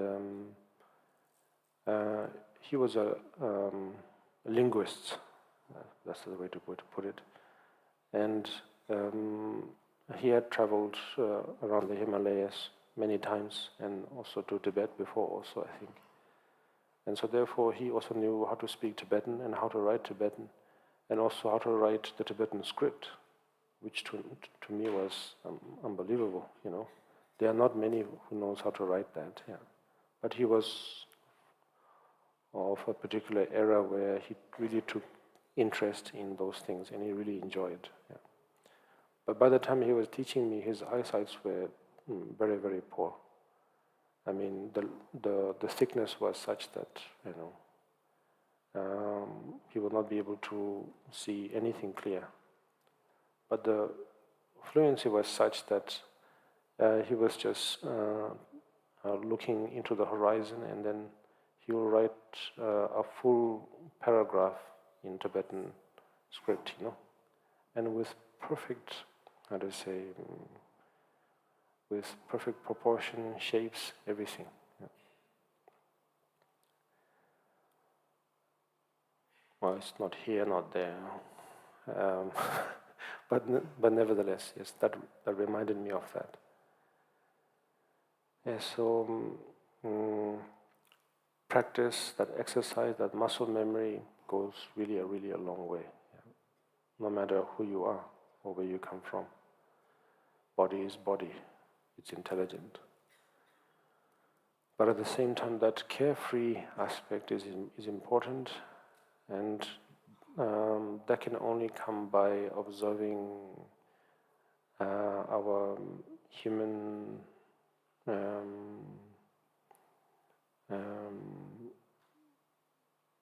human strangeness or craziness, that's it. Yeah. So, like with the previous question, I said something about, I don't know what to do, observing particularly that aspect, I don't know what to do in a social level, in a spiritual level, I mean any level. If he experienced that, is it a bad thing? No, it's not a bad thing.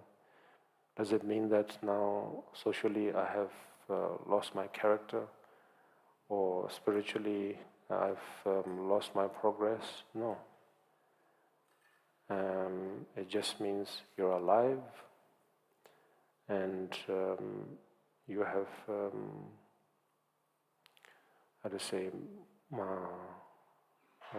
you have ample room to do more interesting things.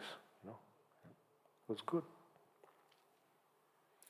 Okay, and okay, you maybe, but you're new. No, I was still. Because I might ask the same old question. Yes, I think we do that, yes. From online. It might be linked to your question, or to everyone's question. So, one question from streaming. What we want is to let go, or let be, or be relaxed. Does that mean we abandon formal diligence at some point? I think if you read if you read the commentary more thoroughly, then we'll be able to differentiate exactly what is to digest and what is not to digest. It's quite clear. Yeah. Exactly for that confusion, then I think 𝐂𝐨𝐿 has made it very clear in terms of saying how to recognize, ego, for example. Where does this ego becomes harmful, and where is it most useful? So in the same way, diligence itself, even though it's coming from the good side, it can be also used for bad purposes. Ego is coming from the bad side, or from the evil side, or from the dark side, but it can be used for good things. So same thing. So similarly, for example, one could be,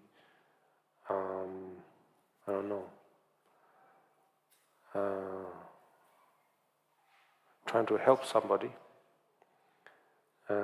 who's really in need, and halfway through,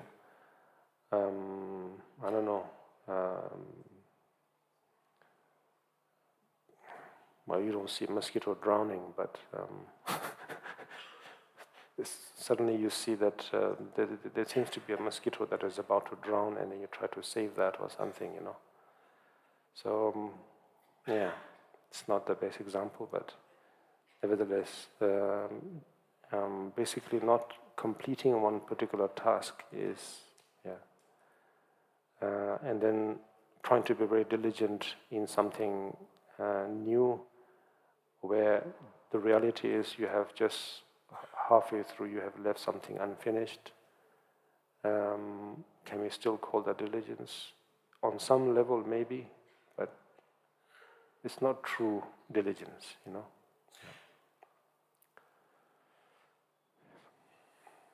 Okay. Okay, then the last one.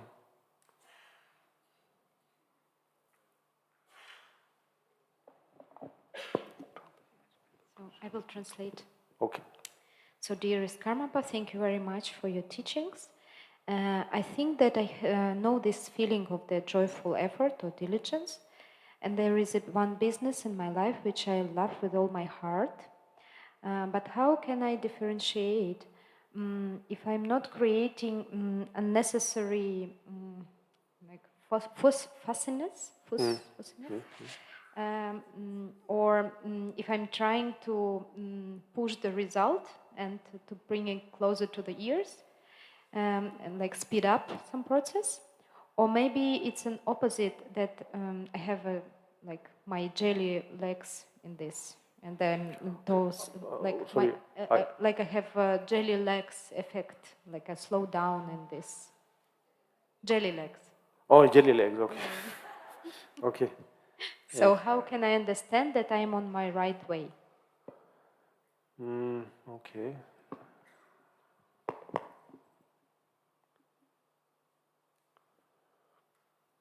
So you have something, you have found something already that you like to do,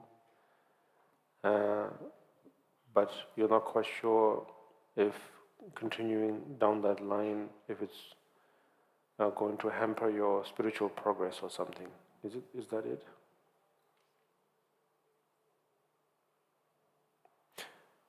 You know, if I understood the question correctly, you have found something that you like to do. Yes? You are doing something that you like to do.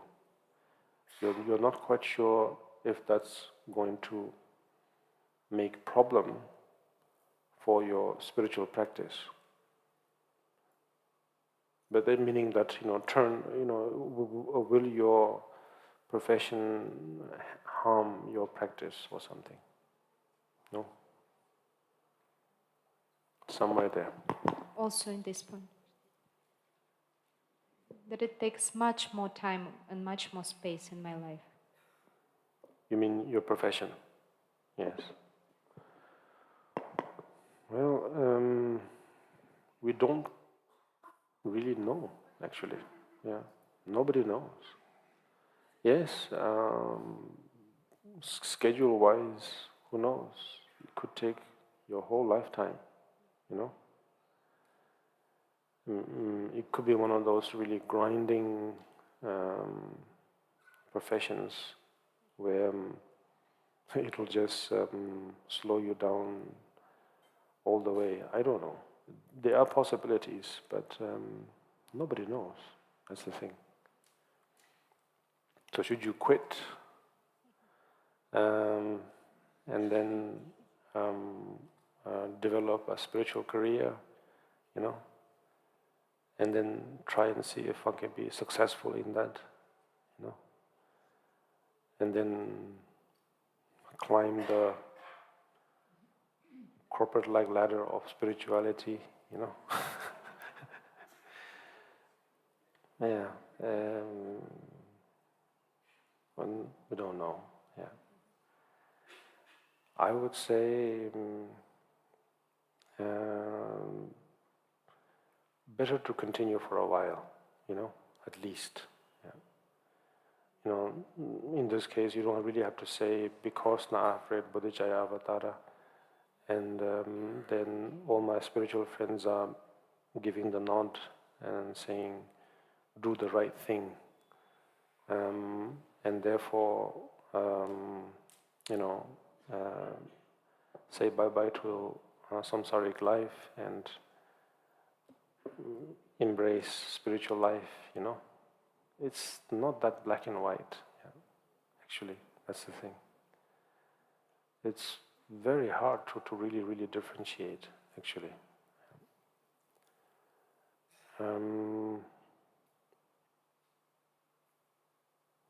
But that doesn't mean that it's all sort of mixed, you know. It's also not mixed at all also. There's nothing to mix. So therefore, logically speaking, from all angles, it's best to continue your profession for now. Okay, it may seem like it will last a lifetime.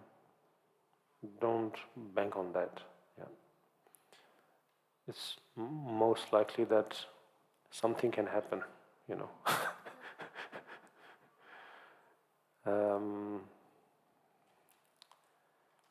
Maybe the boss will get enlightened tomorrow, you know. Or become a bodhisattva tomorrow, you know, and everything changes. So, no, you don't have to. In fact, if it is something you really like, actually you won't have such doubts, you know, in the very first place. Am I doing the right thing or not? If you really like something, you have no doubt, you have no hesitation. You feel spirituality, you know, because you really like what you do. Yeah. You couldn't care less. Yeah. So therefore, maybe that's something to think about. Is it really something you like to do? You know, yeah. Because doing something you like means whether it's for the whole lifetime or not, it doesn't matter. Yeah. Even if I have to be reborn, learn ABC, graduate everything, just to repeat the same thing, I don't mind, you know. It's that kind of interest, yeah. So maybe you have to rethink about your profession, I don't know, in some ways, yeah. Otherwise, if you think this is it, then this is it, yeah. Okay. Well, I think, okay, the last one, I think the gentleman with half goatee and mustache.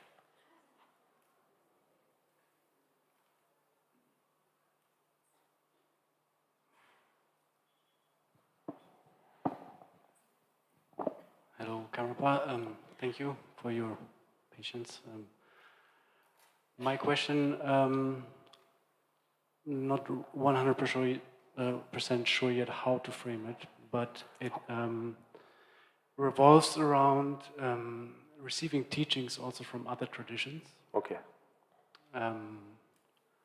It feels a bit like a confession I have to make. How could you? Yes, exactly. I trusted you and I trusted you. How could you do this to me? Yes. Oh. That's exactly how it feels. I cannot even look at you. Yes.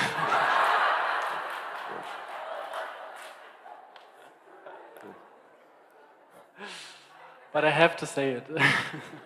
Of course. You have a good explanation. Yes. Right. Yeah, you were not home for some time.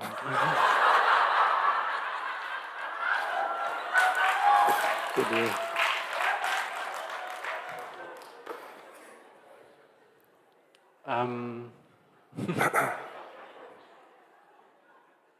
So, yes, I did receive some, in my view, great teachings from other traditions. Yes. And I hear often in this context of Kagyu, kind of like a warning, or like, kind of like, yeah, the finger is pointed at me, that's how it feels a bit. You shouldn't mix and you should decide and then diligence and you should stick to it. Which obviously I understand. It's a holy matrimony, Yeah, in a way, but the thing is, I haven't decided yet for Yes. any tradition. So I think the question is like this element of choice that you meant, like we have no choice. And somehow Arranged. Exactly. It's arranged. Or deranged, yes. Or deranged. Yes. I think my question is just like if you can say something. Anything. Yes. Anything, exactly. Anything that makes me feel less guilty, I guess. I think all I can say is,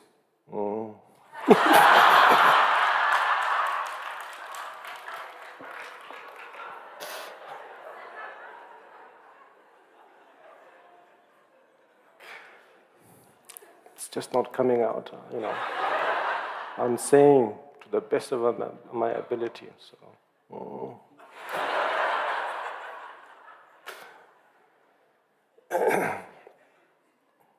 No, I think. You're trying. Well, the thing is,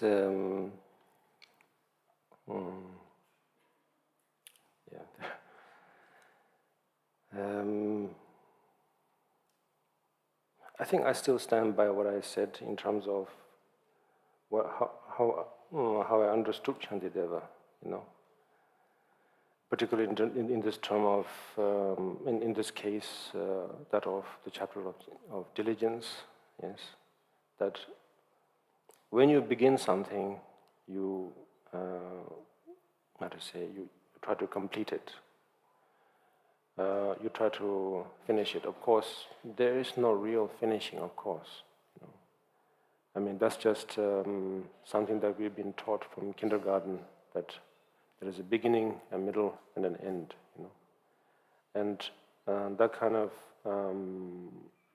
framework has been incorporated even on various subjects of Buddhism also.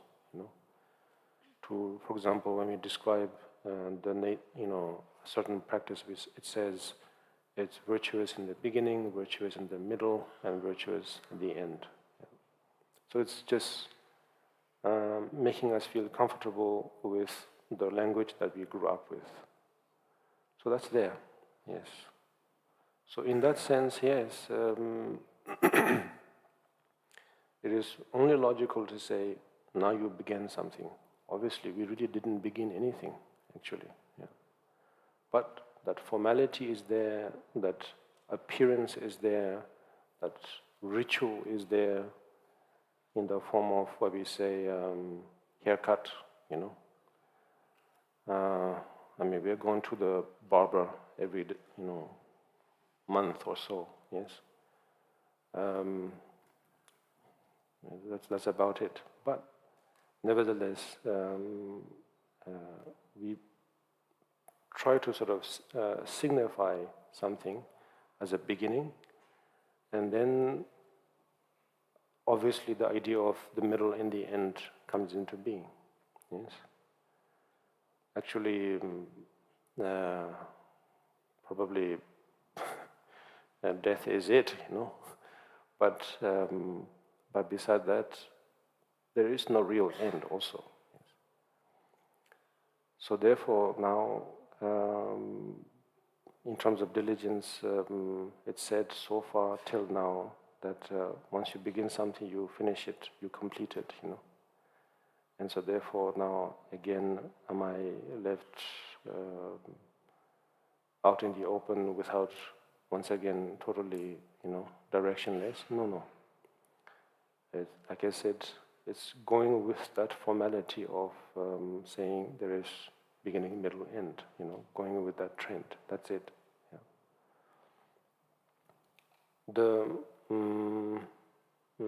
The motivation behind saying once you begin something and it's only virtuous to complete it is to say that give time, in short, in very colloquial terms, give time.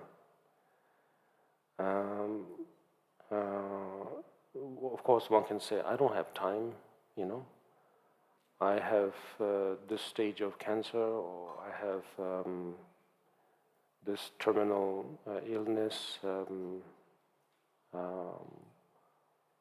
I'm going to prison next summer, you know. And so therefore it's now, you know, or never sort of thing. If that's the case, it's something. But if it is nothing to do with any of those, then actually we have time. Yeah. Of course, it's still an illusion, but nevertheless, we seem to have time from various angles. So give time. Yeah. Don't decide everything right away. Yeah. And everything will become clear. And yes, there are wonderful things to look forward to. You know, how to say? It's like saying you have enrolled yourself as a temporary assistant in a bakery. You know. You wanted to get there, you know, and now you got there. And then, of course, it will take some time to, I don't know, prove yourself, I don't know, to become integrated into the team or something. And then now you see that there are also other bakeries nearby where it looks like they have a totally different system, you know, where there is none of that formality of being, what is that term? You know, that time that you have to serve to prove yourself. Apprentice? Apprenticeship, yeah. So therefore, maybe there, or maybe they're just, maybe certain bakery is, you know, giving the very same,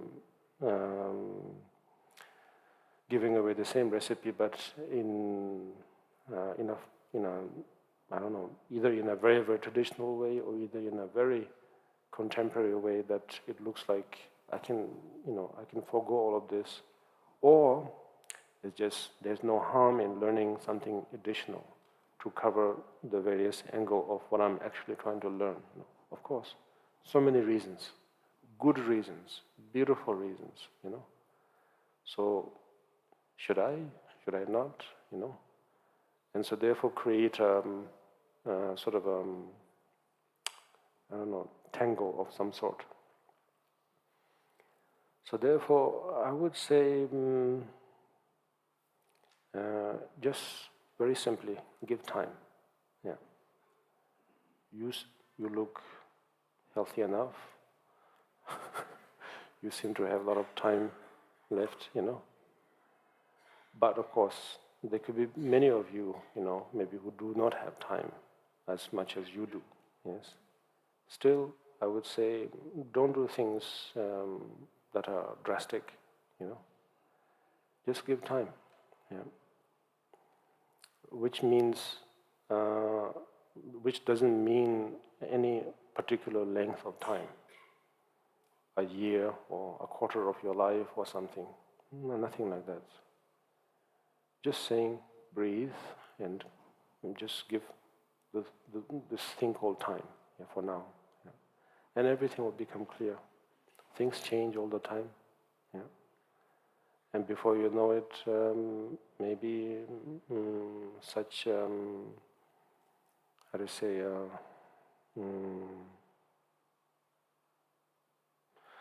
I don't know, such system of apprenticeship maybe will not be required, you know. I don't know. Anything can happen, actually. Anything can happen. So therefore, just give time, focus on what you can do right now, you know. And then, because no matter what you do in terms of, let's say, trying to find, you know, other ways, it might give good experiences, But at the same time, if it's going to create some sort of guilt, better not to give in to that, yeah. Because, how to say, all in all, I would just say give time. Yeah. Thank you. And all will be well. Yeah, yeah. I should have just left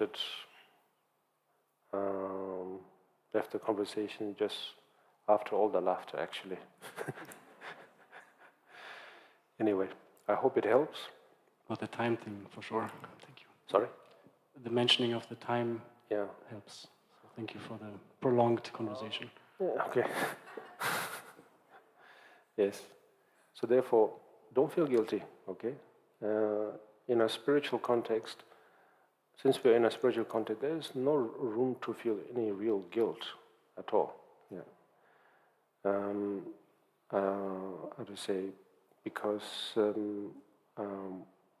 we are trying to be as, not to say transparent, that also sometimes gives a wrong impression, and then it creates more problems than it ever existed. Yeah.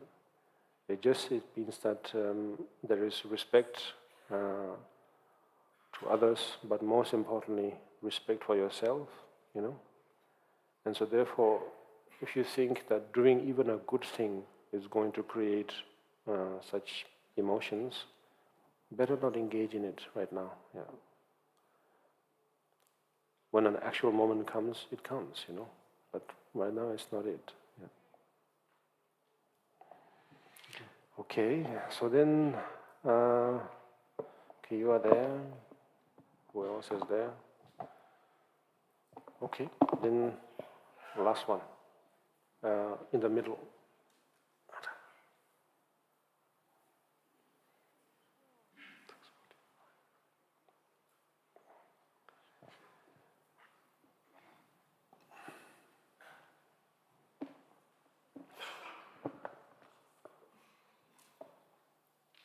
Karmapa, thank you for your teachings. I feel really blessed to be here this week to listen to you and other lamas, and it has really inspired me to take the first step towards formal practice. And in terms of practice, I have two practical questions. The first one is, what is the significance or how important it is to recite the prayers in Tibetan? Okay. Like, can I understand the prayers and imagine and set intention, or recite in English, or is it important to learn the Tibetan form of prayer? And the second question is that, is it possible to get a blessing to start the formal practice of preliminaries? Like someone said, I would have to take Lung to start the Nundro. When and how is it possible? Okay. Okay, that's it. Okay. Thank you. Yes.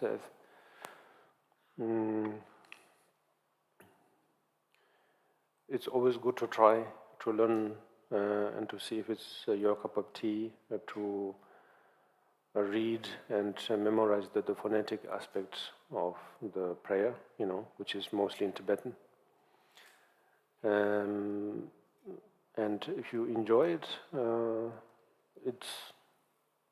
I suppose it's fun. Meaning that when everyone seems to be in the same rhythm, you can also follow, Then you feel like you're part of the group, So in that sense, how to say, maybe it's fun, yeah. Of course, I don't know Pali or Sanskrit, but nevertheless, after some time, I kind of knew how to repeat the refuge and the Panchil sort of recitation in Pali, I think. And so whenever there's an occasion when the the monks recite in Pali, when I can just sort of repeat along in the same line, it feels good, you know. Of course, one can not mention, you know, enough in terms of how much of what we always seek for blessing there is when we recite it either, you know, in the original form, whether it's in Sanskrit or Pali or in Tibetan, you know, those three languages, and oh yes, even in Chinese, if the text is there in the order of the classical Mandarin, let's say, those compositions are supposed to be composed by enlightened beings, realized beings, bodhisattvas, you know. Translators themselves are as good as enlightened, you know. And so therefore, nowadays, if you try to examine any fault in them, you will never find. Yeah. It's one of those most amazing inventions. And so therefore, that is one of the many ways to prove that it has blessings. Because it doesn't say kill, it doesn't say lie, it doesn't say steal. Obviously, you know, up front, but indirectly it also doesn't say. It doesn't say you can lie, say some white, you know, create some white lies here, there. That's forgiven, you know. Not even that. Yeah. But at the same time, it also doesn't force you to say, you meditate or I will shoot you, you know. So there is no such threat also. Yeah. So therefore, we can very safely say that there is blessing because it's very genuine. Yeah. So in that sense, if you have the time and if you enjoy, most importantly, to learn the phonetic aspect of it, and hopefully together with it, actually know the meaning, then it's good. But otherwise, there's no way of saying there's no blessing, you know, if you read it according to the translation, whether it's in English or who knows, maybe in the future there might be also in Hindi as well, which would be very interesting, you know, a full circle. Let's hope for that occasion, yes. But until then,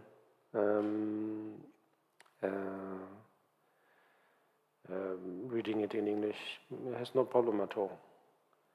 But reading in English, I would say,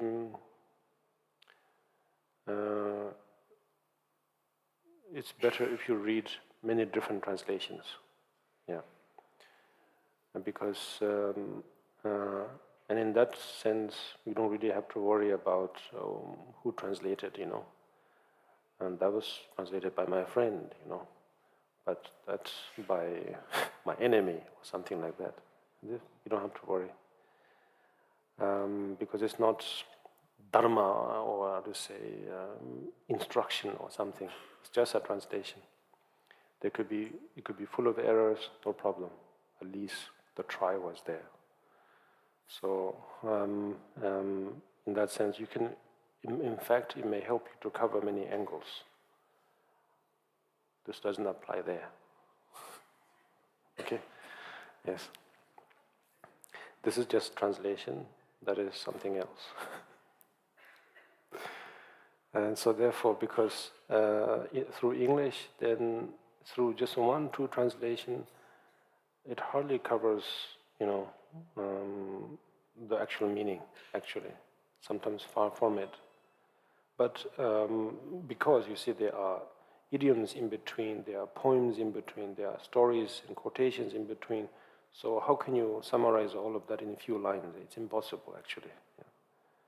So most likely, we will never really find a perfect translation into any of the foreign languages beside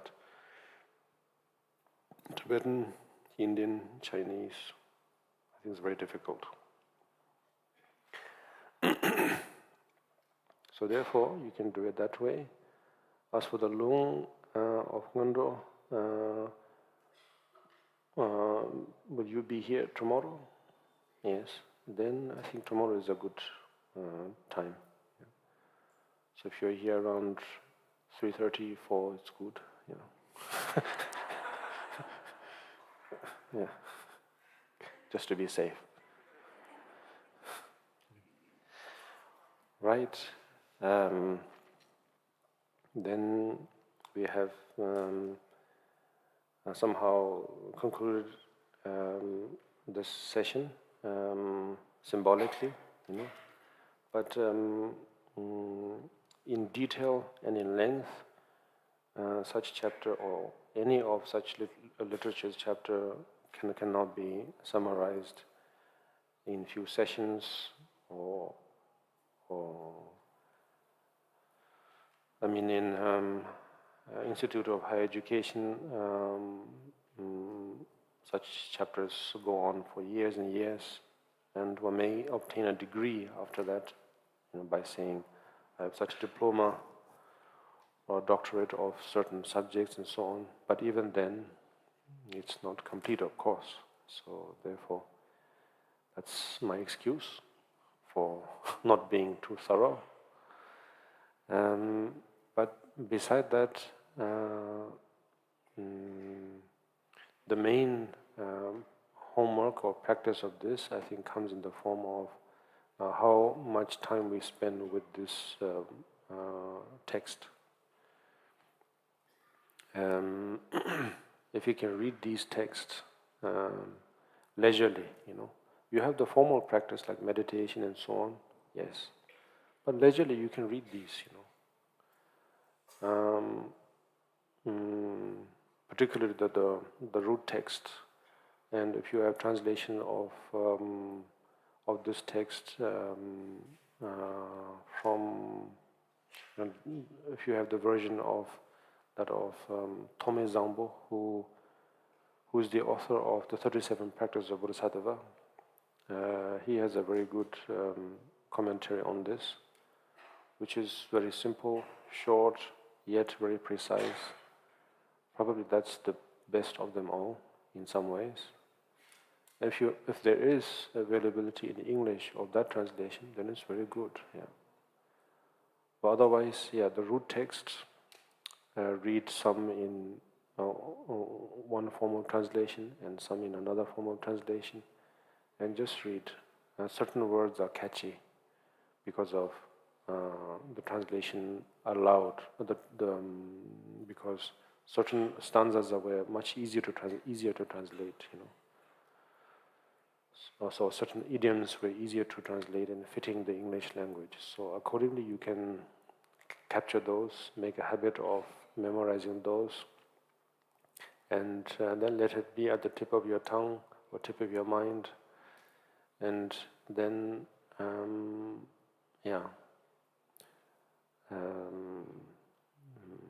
how to say, it will be a great, dear friend to you.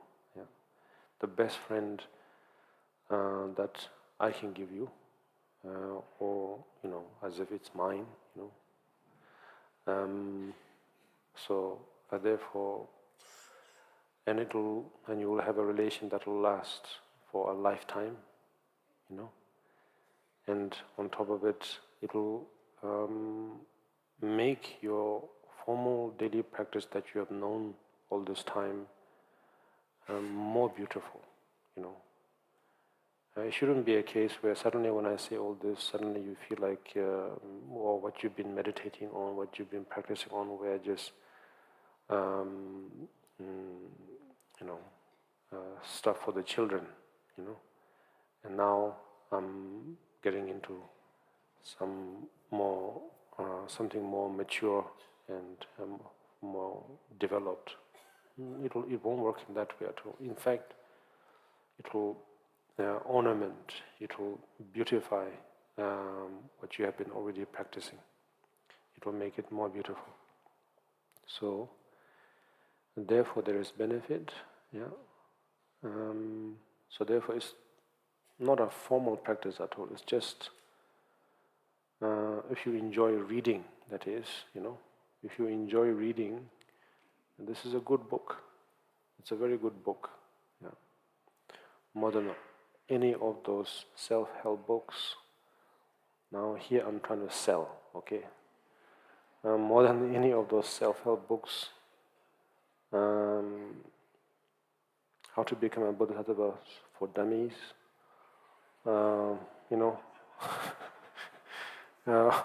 more than any of those, this is it, yes, yeah, this is it.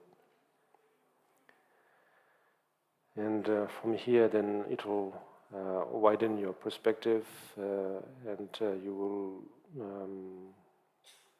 will go nuts, basically. You will go crazy, yeah. You will feel like you will want to break all rules, do this and do that. How to say? But that's only the real youth in you speaking, You don't have to, how to say, put down that flame at all in any ways. If that flame is there, great, But at the same time, take time, yeah. In this case, take time to focus on one thing. Try to sort of get to the pith of it, get to the core of it. Is another maybe subtler way of saying finish it, or complete it, because we don't know where the finish line is.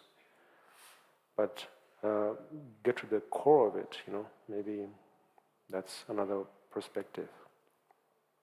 So,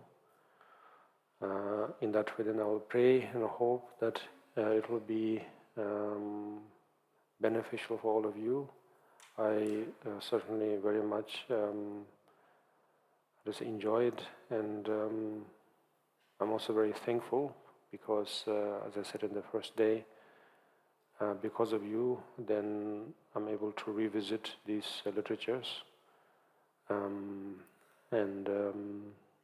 so therefore it's been also very helpful to me also personally, because sometimes we get distracted with many things, and so in this case I'm very thankful because of you, That's how we generate merit, yeah. Because of you or because of me, in that way, then we accumulate. Yeah. So then now we will do the 𝐁𝐨𝐝𝐻𝐸 meditation, and like I said many previous times, it's the time where we don't think, meaning we don't have to question now. Yeah, it doesn't mean that we stop thinking, but we don't have to question now. We don't have to doubt now. We don't have to fear now. And like I said yesterday, we let our ears do the work to follow the melody, our heart do the work in terms of its beat, heartbeat, heartbeat, heart, From ordinary, it's heart and there is heartbeat, yeah. From a Bodhisattva's point of view, it's the bodhicitta, same thing. And then there is, how to say, accumulation and purification, heartbeat, Or one could say exchanging one's place with others, or exchanging others' place with others, heartbeat, tum tum. And then same thing, when we use for example, the sadhana of 𝐁𝐨𝐝𝐻𝐸, then we use the visualization now. Before that, we just use the logic or, how to say, understanding.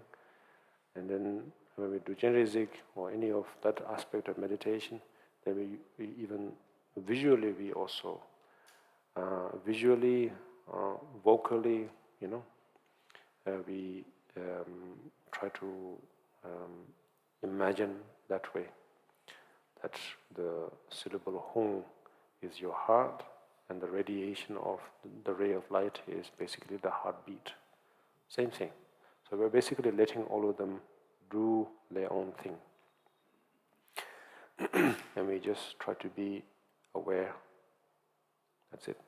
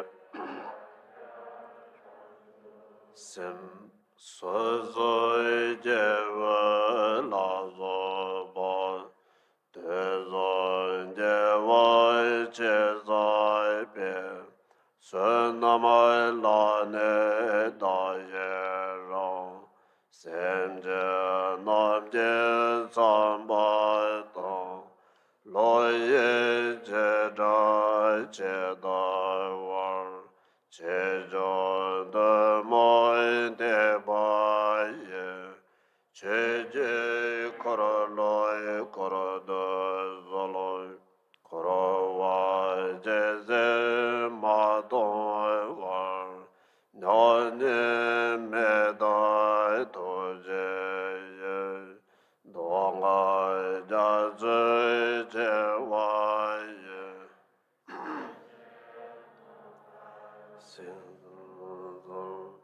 na cezı na cezı bol, tam ce çancı cecene, rembo medoy cevaye, rembe balaydo dai joroy je, te daray je salay dai be, pai be gole ve serece, ma dai le noy chulay je jan, chenen de vay chen je, nan je den je,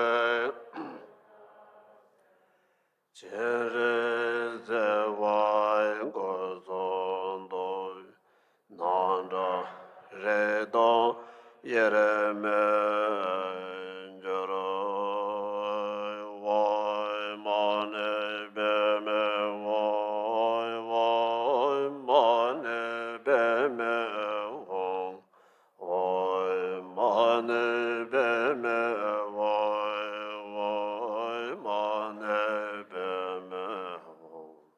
Oy mane be me hoy, oy mane be me hoy, oy mane be me hoy, oy mane be me hoy, oy mane be me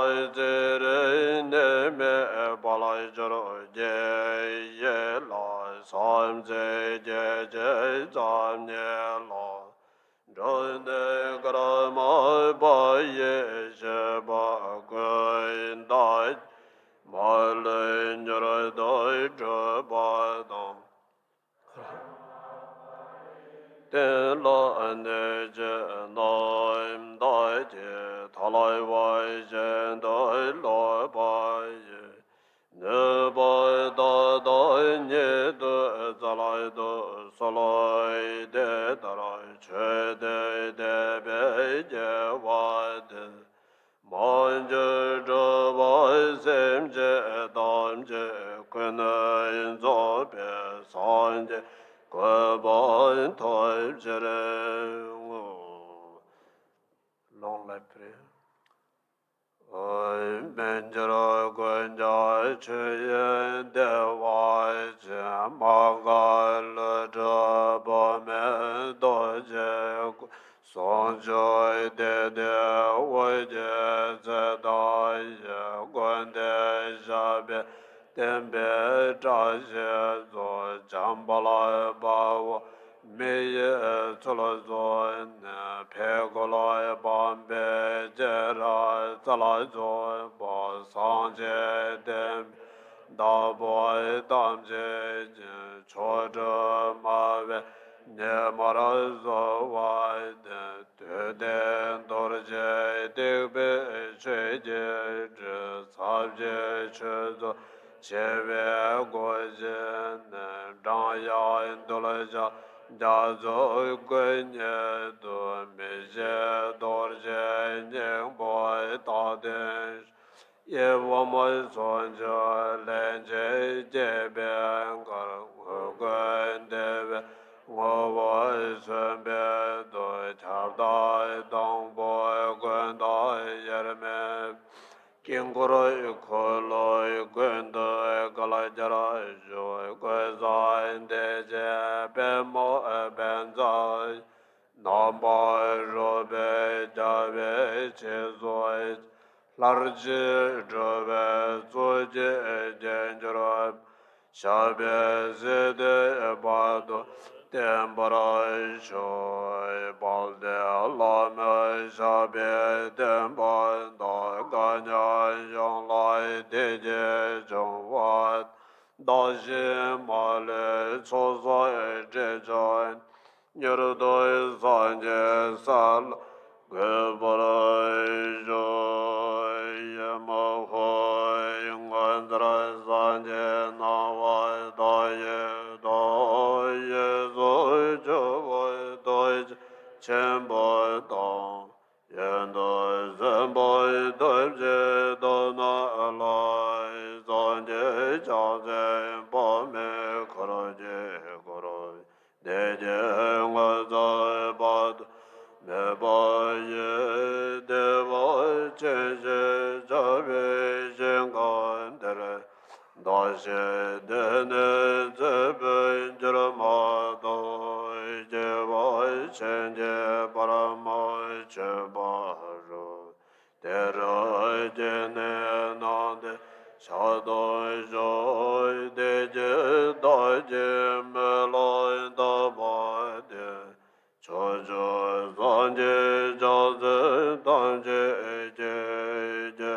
Menjoba Chenje Labde Zolo Deya Doi Benzo Deya Avoy Boda Naye Soy Hai Chode Jalawai Seje Goy Zonye Zola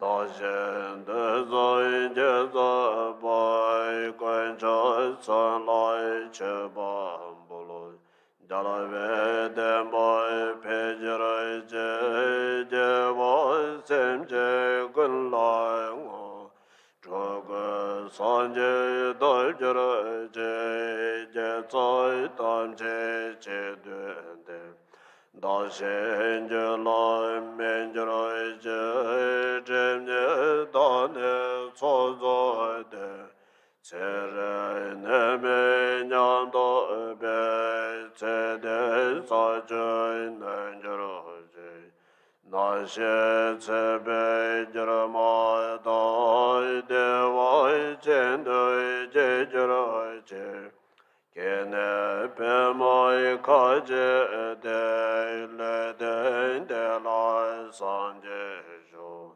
Chanjo Done Jeze Do Jebe Jeba Jembara Jo Se Noin De Ye Tam Je Se